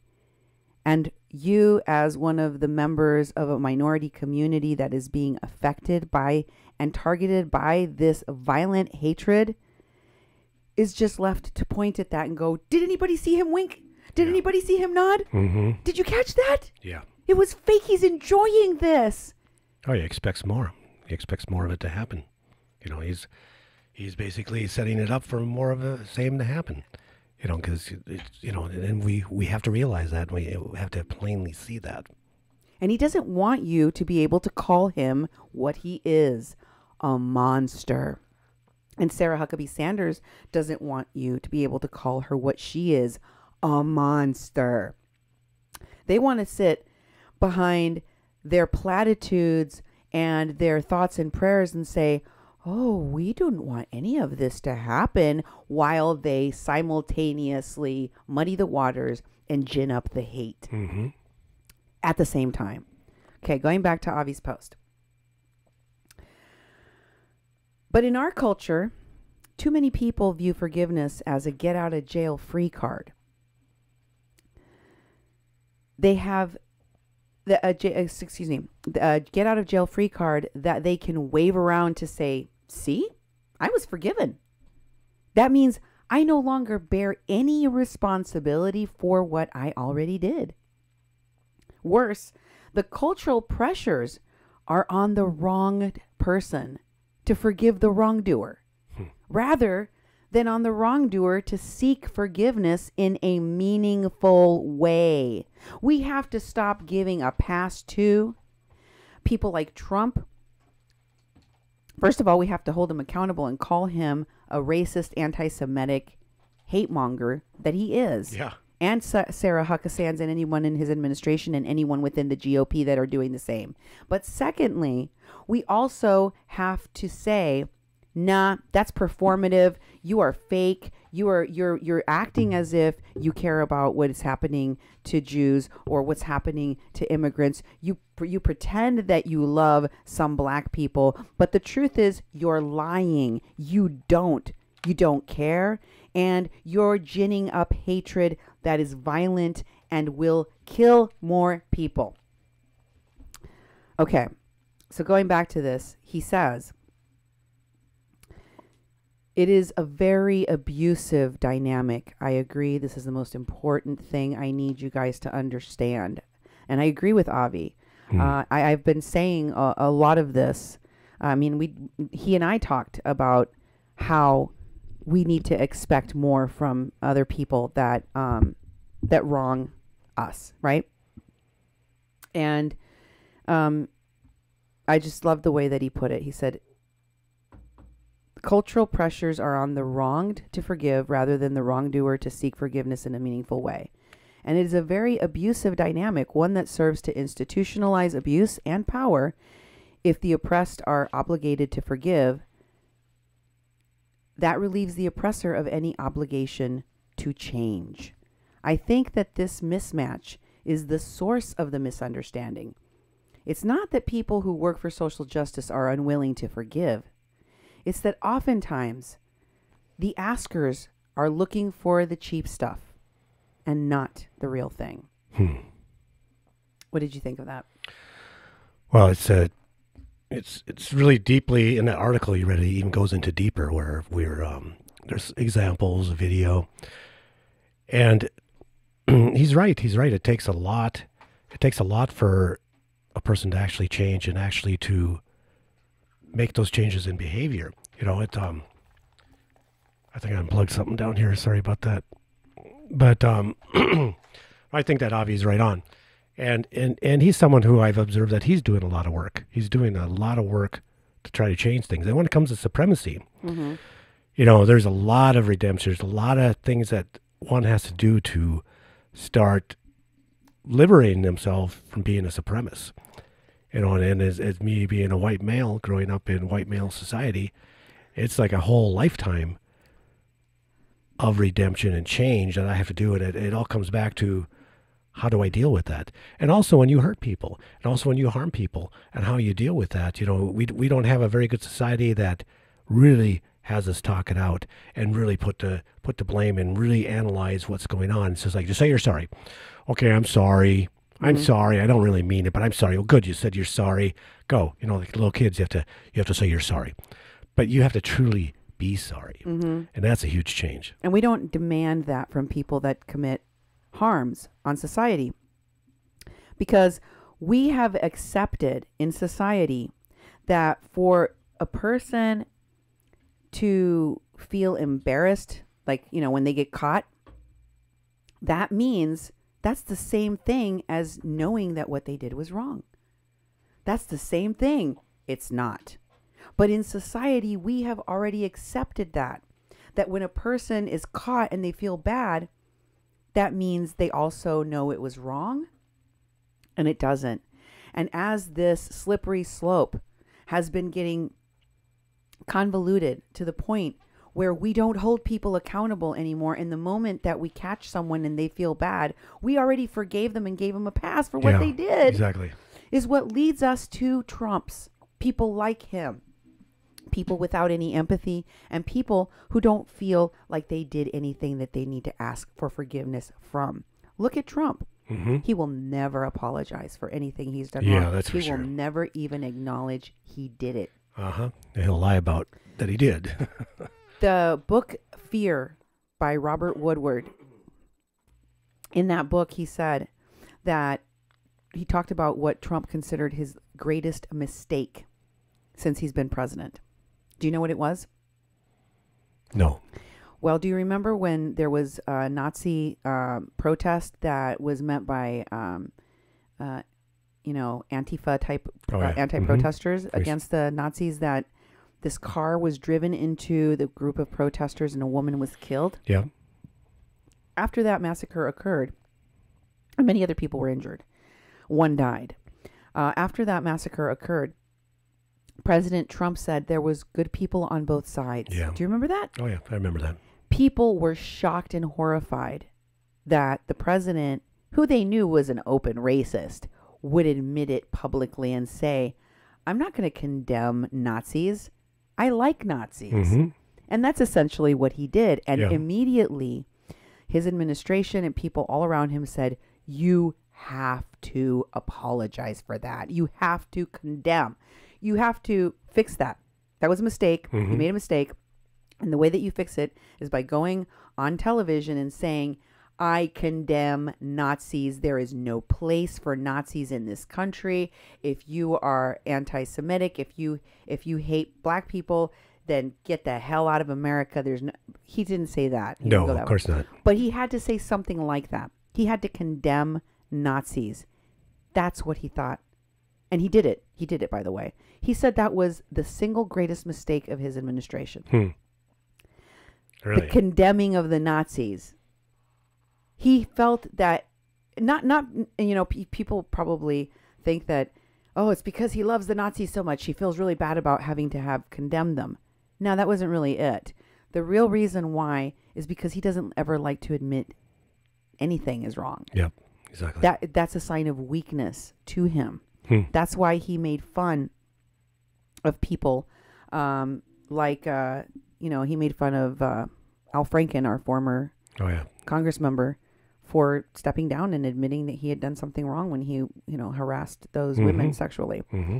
He made fun of him at a Trump rally in Minnesota. I tried in Duluth. I remember that. So this is what this man believes is right to do. Never admit that you're wrong. Yep. Always, just keep pushing forward. And if you have to, double down, triple down on the hate. If you believe that what Trump is doing in terms of the Pittsburgh massacre of Jews, and you are recoiling in disgust for his lack of empathy and lack of humanity, for the way that he bullishly and,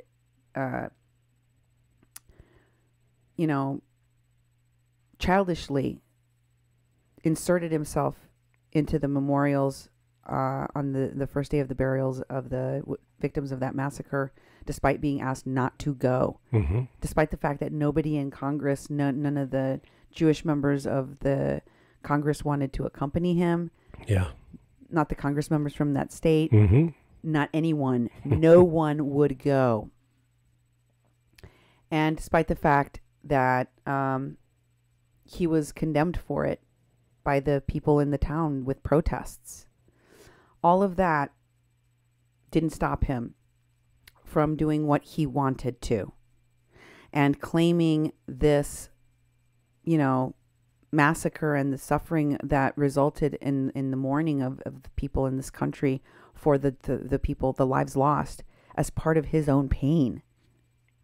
When he was the one that incited the murders. Yeah. It's so disgusting. It is, very much. If you believe that that is wrong, then you need to feel as strongly about his scapegoating the migrant caravan, the refugees, okay? They are not riddled with terrorists. They are not armed. Most of them are women and children. Many of them are toddlers and infants. They're thousands of miles away. They were the reason that was ginned up because, all of the things that Trump is saying about the people coming to ask for asylum at the U.S.-Mexico border are lies. Yeah. He's calling them criminals. He's saying they're dangerous. He's everything that has been said so far has had falsehoods and outright lies in them. And yet, it was the same language that led to the massacres in Pittsburgh. It was that language that this psychopath posted about right before he went in. Because the caravan was coming and Trump was going to the rallies and telling this man, it's imminent. This invasion is almost here. People are going to die. I'm sending the military there now. We need to stop this. And he says, I can't sit around and not do anything anymore. I have to do something. I'm going in. And where did he go into? The synagogue, where Jews were helping refugees. He went in and he murdered 11 people. 2 of them brothers with disabilities that made that church, that synagogue, that temple, their life. That was the center of their world. They were there at every service. They were the most recognized face. They were the greeters. And also among the dead, a Holocaust survivor. Yeah. Somebody that survived Hitler's Holocaust, only to be murdered by the one created now by Trump. Wow. And this is part of an ongoing genocide of indigenous people from this continent, First Nations people, which the people in this caravan are. It is a continued hatred of these two people, of these two nations, Jews and Indians, or Native Americans, or indigenous people, whatever you want to call them.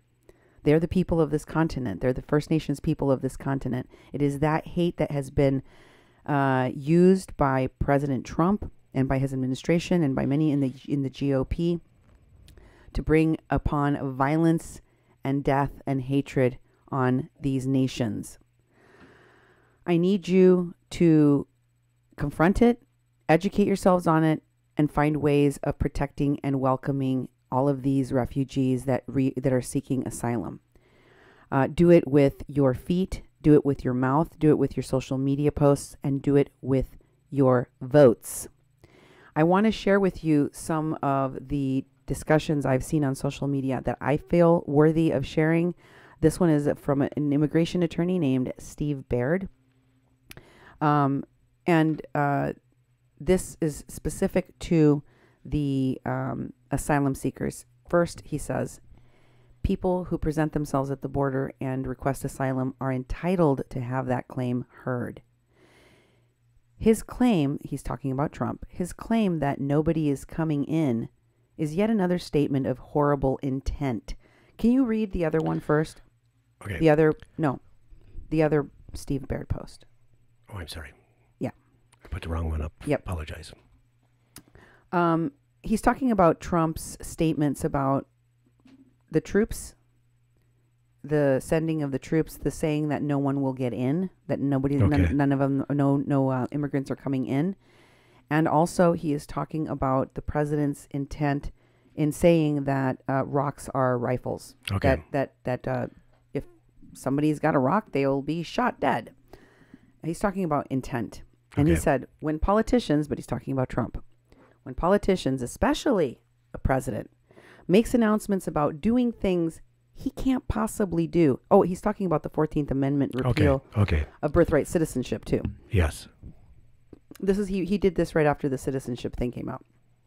That's right. He said, when politicians, especially a president, makes an announcement about doing things he can't possibly do, it isn't just about distracting or firing up his base or managing the message. It is a statement of policy. It is a statement of intent.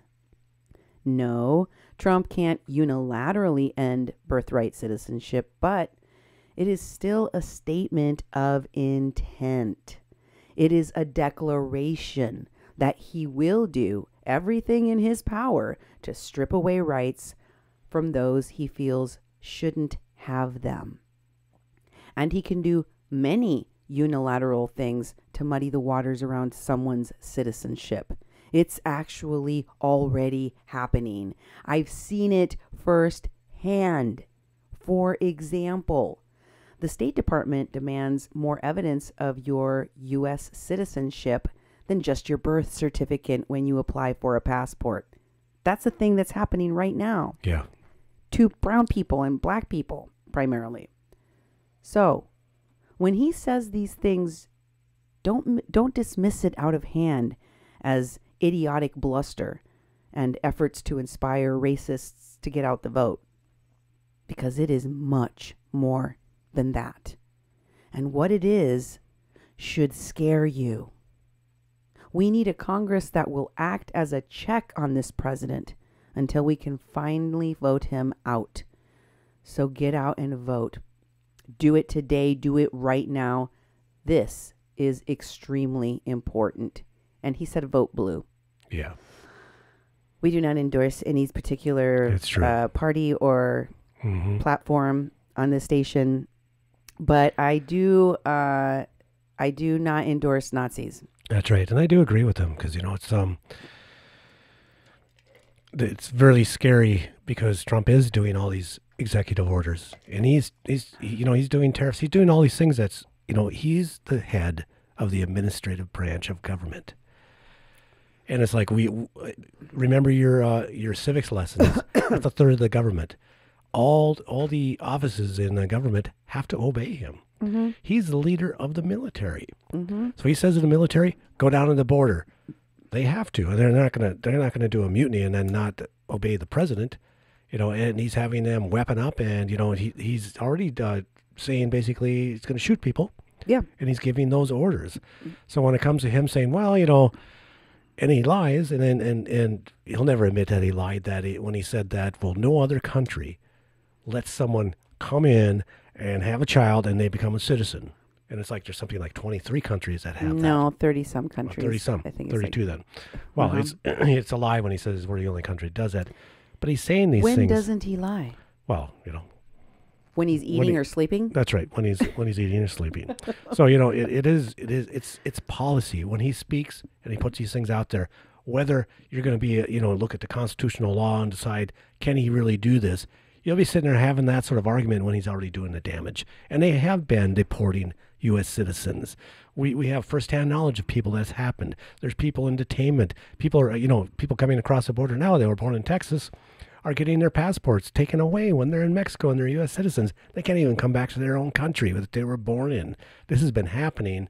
And so we can't act like him saying this stuff is that, oh, that'll never happen. That's against the law, and he doesn't have the power to do that. He does have the power of that's change. And with this whole like rocks or rifles thing that he's doing, that's also a statement of intent, murderous intent. Definitely. And this is all after he has incited 3 terrorist attacks in a week in our country, with the result of 11 deaths, and including shootings of police officers, which he claims to love so much, but he's putting them in harm's way, and he's increasing the hatred that will, result in more officers having to put their lives on the line to stop crazy mass shooters like this and bombers. So, I was thinking when the MAGA bomber was sending those bombs all over the place, geez, what if one of these things had detonated in the postal building, or when it was being delivered to some neighborhood and it blows up near a school or a house or somebody's neighborhood. Kids are walking by, people living next to you, All sorts of innocent people could have been hurt. All sorts of innocent people will be hurt and will continue to die if our president isn't checked. If he's allowed to continue to gin up hate speech against certain people that are vulnerable in our society. And the most vulnerable of those people right now are the people that don't have any rights, that have been coming to this country or that are here undocumented. And let me tell you something. He's already been putting those people in detention centers or concentration camps. He's already put children in cages. He's already taken children, toddlers, even babies away from their parents and deported their parents and terminated those kids' rights to have their parents. He's already done this. He's already had a bunch of people die in detention centers because of the lack of care that they have provided for them, lack of food, lack of warmth.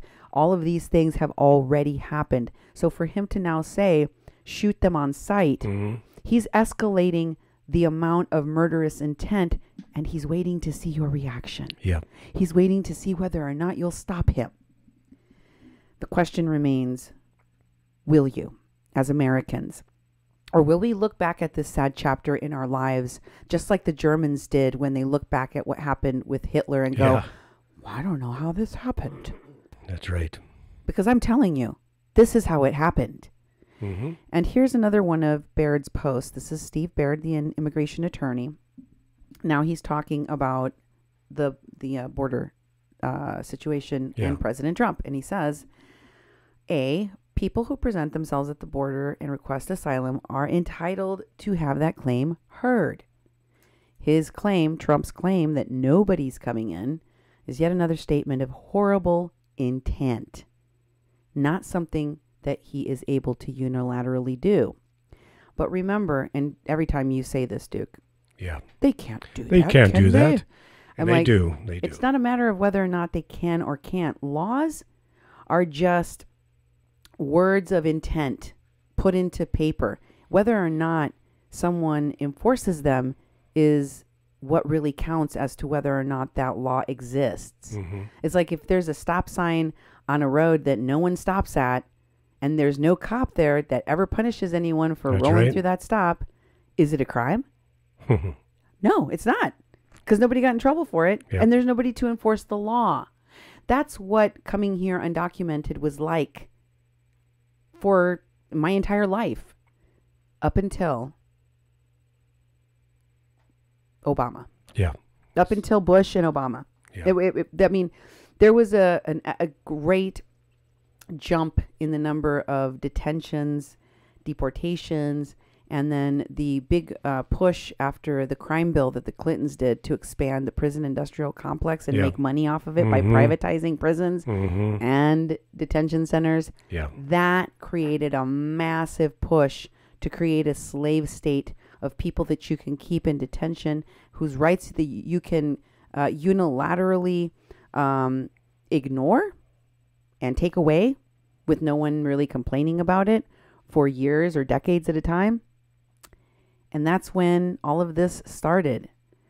This push to round up, deport, take children away from their parents permanently, all of that, that's nothing more than taking the temperature of this country to see how okay are you with us putting brown people, indigenous people to this continent in cages for undetermined amounts of time without any redress of those abuses of power.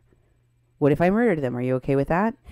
That's what he's saying. That's what he's doing. That's what the intent is when he makes these policy statements, even when it can't be unilaterally done without Congress or some legislation passing. It doesn't matter. Once he's signaled the intent, everyone who hears that dog whistle and reacts to it is enforcing that policy.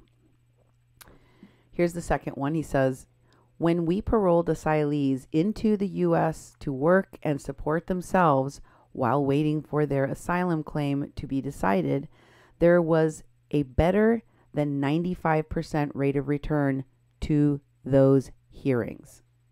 Trump is lying when he says those released never come back. Now, Duke, you and I were watching Colbert, and who was that reporter that was with him? Oh, the newscaster. I forget his name. He's very, he's been around for a long time. He misquoted. He basically said the Trump line, and he's supposed to be a progressive, long time standing news anchor and news reporter. And he was basically doing the Trump line, and Colbert was really pressing him. He's like, no, no, no, no, no. If you remember, I can't remember his name though right now. It's like, oh man, he looks like him. Yeah, remember, he looks just like Colbert. Yeah, he looks like Colbert. He said he was saying that Colbert was his like doppelganger or something, and he was like taking a lot of these selfie shots right next to him.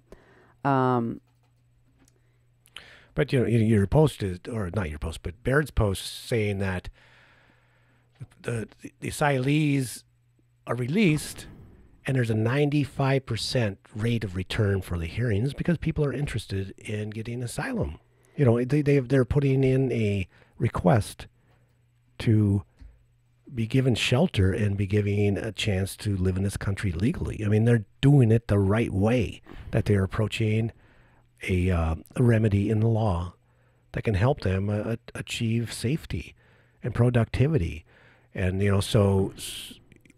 when Trump basically says that, they never show up. Chris Wallace, that's who it is. Right, yeah. Chris Wallace. And Chris Wallace is a racist piece of trash. I'm sorry. Yeah.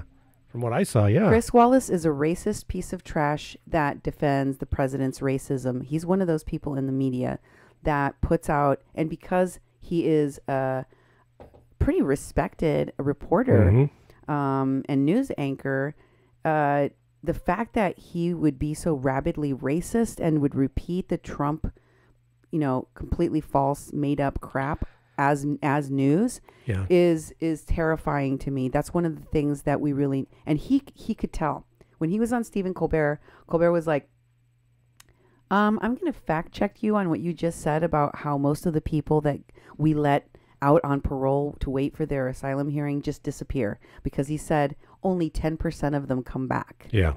And he's like, are you telling the truth about that? Here's an immigration attorney. This is what he's saying. He said that when we parole asylees in the U.S. to work and support themselves while waiting for their asylum claim to be decided, there's a better than 95% rate of return. A better than 95% rate of return.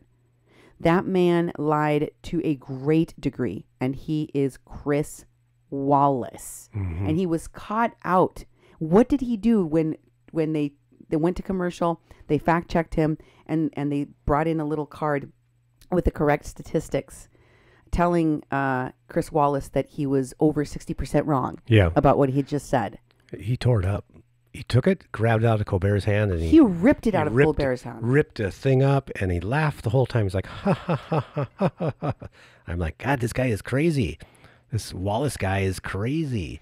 And, you know, so I was watching, that was just last night. I think that when we saw that program was just last night's program on Colbert, you know, so I thought it was pretty bizarre. But the Colbert facts that came back were actually like 80-some%. And we're like, wait a minute, we have Steve Baird, who is an immigration attorney that you know, had that post, and his post was a lot higher, you know? Mm-hmm. Yeah. And so it's just, it's daunting what we have to do in order to pull ourselves out of this, you know, mire of lies, which has become American discussion of these things. And it means doing the tough confrontation. It was so bizarre. Stephen Colbert was trying to be nice to this guy. This guy obviously wants him to like him, but Stephen Colbert was like, look, I'm not going to tell you that we can't be friends. And yeah, sure, you look like me and we're doppelgangers and all that, but you're a racist piece of trash. Yeah. You're a racist piece of trash. And see, that's what Trump wants. Trump wants you to like him. Trump wants to be cool and hip and, you know, worshipped and part of the in crowd and be a racist, Nazi, supporting anti-Semitic piece of trash. That's what he wants to be. And he wants your consent to do it, and he wants you to enable him to do it. But you can't do that. You can't do that for Chris Wallace. You can't do it for Trump. Mm-hmm. You can't do it for the neighbor next door that's doing that. True. Here is the rest of that post. He said, when Trump says these things, don't dismiss it out of hand as idiot bluster and efforts to inspire racists to get out the vote, because it's much more than that. And what it is should scare you. What? Oh, that's it. You have the wrong one again. You did it again. I'm backwards. Okay. So Trump is lying when he says those released never come back. Okay. C, this is the next one. The migrant caravan that he's trying to use as a boogeyman to convince the gullible and the bigoted to vote for Republicans who will support his goals is at the Guatemala-Mexican border. They're a good month of hard travel away from the U.S., assuming they even make it into Mexico, which is far from a foregone conclusion. D, the number of troops that he is probably proposing to deploy is more than the number of U.S. troops left in Afghanistan. This BS ramping up of claims is his further attempt to scare people into providing him with legislative enablers so he can enact his anti-immigrant human rights violations. Does this make your blood boil? It should. Don't just get angry. Go vote. Early voting has started in many places. If you don't feel well informed enough to vote for every position on the ballot, you still have time to educate yourself. Or if you choose not to, you can simply choose to vote only for the Democrats. Well, you know where he sits. Oh yeah, you know, and you can also leave things blank. You know, you don't have to, if you're not sure of who the 2 people or 4 people or 6 people running for a spot, don't just pick one. Just leave it blank. You know, and in fact, a lot of times on the ballots, you know, they have a drop off. They vote for the first things and then they just don't vote for the rest. Pretty common. You know, what he's saying there, I thought about a lot, because it's like, you know, there's been these reports of how close people are to the border and how numbers change and how people might get asylum in Mexico. And, you know, and it's a month, more than a month. It's like they're ramping up a bunch of military personnel. I saw a picture today of where they had all the razor wire, and they're going to string up razor wire and stuff in a place that already has a wall. Be really, it's militarized the southern borders, what they're doing for a group of people that's not even there. Listen, all of that is as real and as necessary as that fake x-ray that Marcus posted on Facebook. That's true. It's all for show. It is. It's all for show. Because those migrants aren't going to be here until after the midterm elections. Those migrants can't possibly get here unless they were flown here in Wonder Woman's invisible jet. Yep. There wouldn't be any way for them to get here by the time the midterm elections happen. All of this is being done now and not a month from now, when it's more likely that any migrants might be getting close to the Mexican border with the U.S. But the reason for him doing all of this photo op and concertina wire and all of this stuff is for political gain. Mm-hmm. Forget about the 11 barely cold corpses in Pittsburgh. Mm-hmm. Forget about those deaths. Forget about the mega bomber. Forget about the deaths in Kentucky. All of that is collateral damage. And it's fine with Trump and his administration and the GOP. Blood on their hands is, hey, they run red anyway. So why not allow as many people that are marginalized in society anyway that they don't care about die in the process of them holding on to power? Mm-hmm. They don't care. Yeah. That's all they care about is the power part. And if all of these other people are collateral damage, including dead bodies, so be it. So if you don't think that that is the way that America should be, or if that isn't the America that you want, you have to do more than vote. I mean, voting is a good place to start, but you have to do more than vote. You have to confront this hatred. You have to confront this racism. The media has to do a better job, but we have to hold the media accountable too. So there's your homework, folks. I hope that this helps you to understand what's happening in our country and how to combat it. And we'll be checking in with you very soon again so that we can update you on what is happening in American politics and local news here on Mexican Crossing Lines, 88.1 FM, KPPPLP Fargo Moorhead, where we are adding local color to your airwaves. Good night.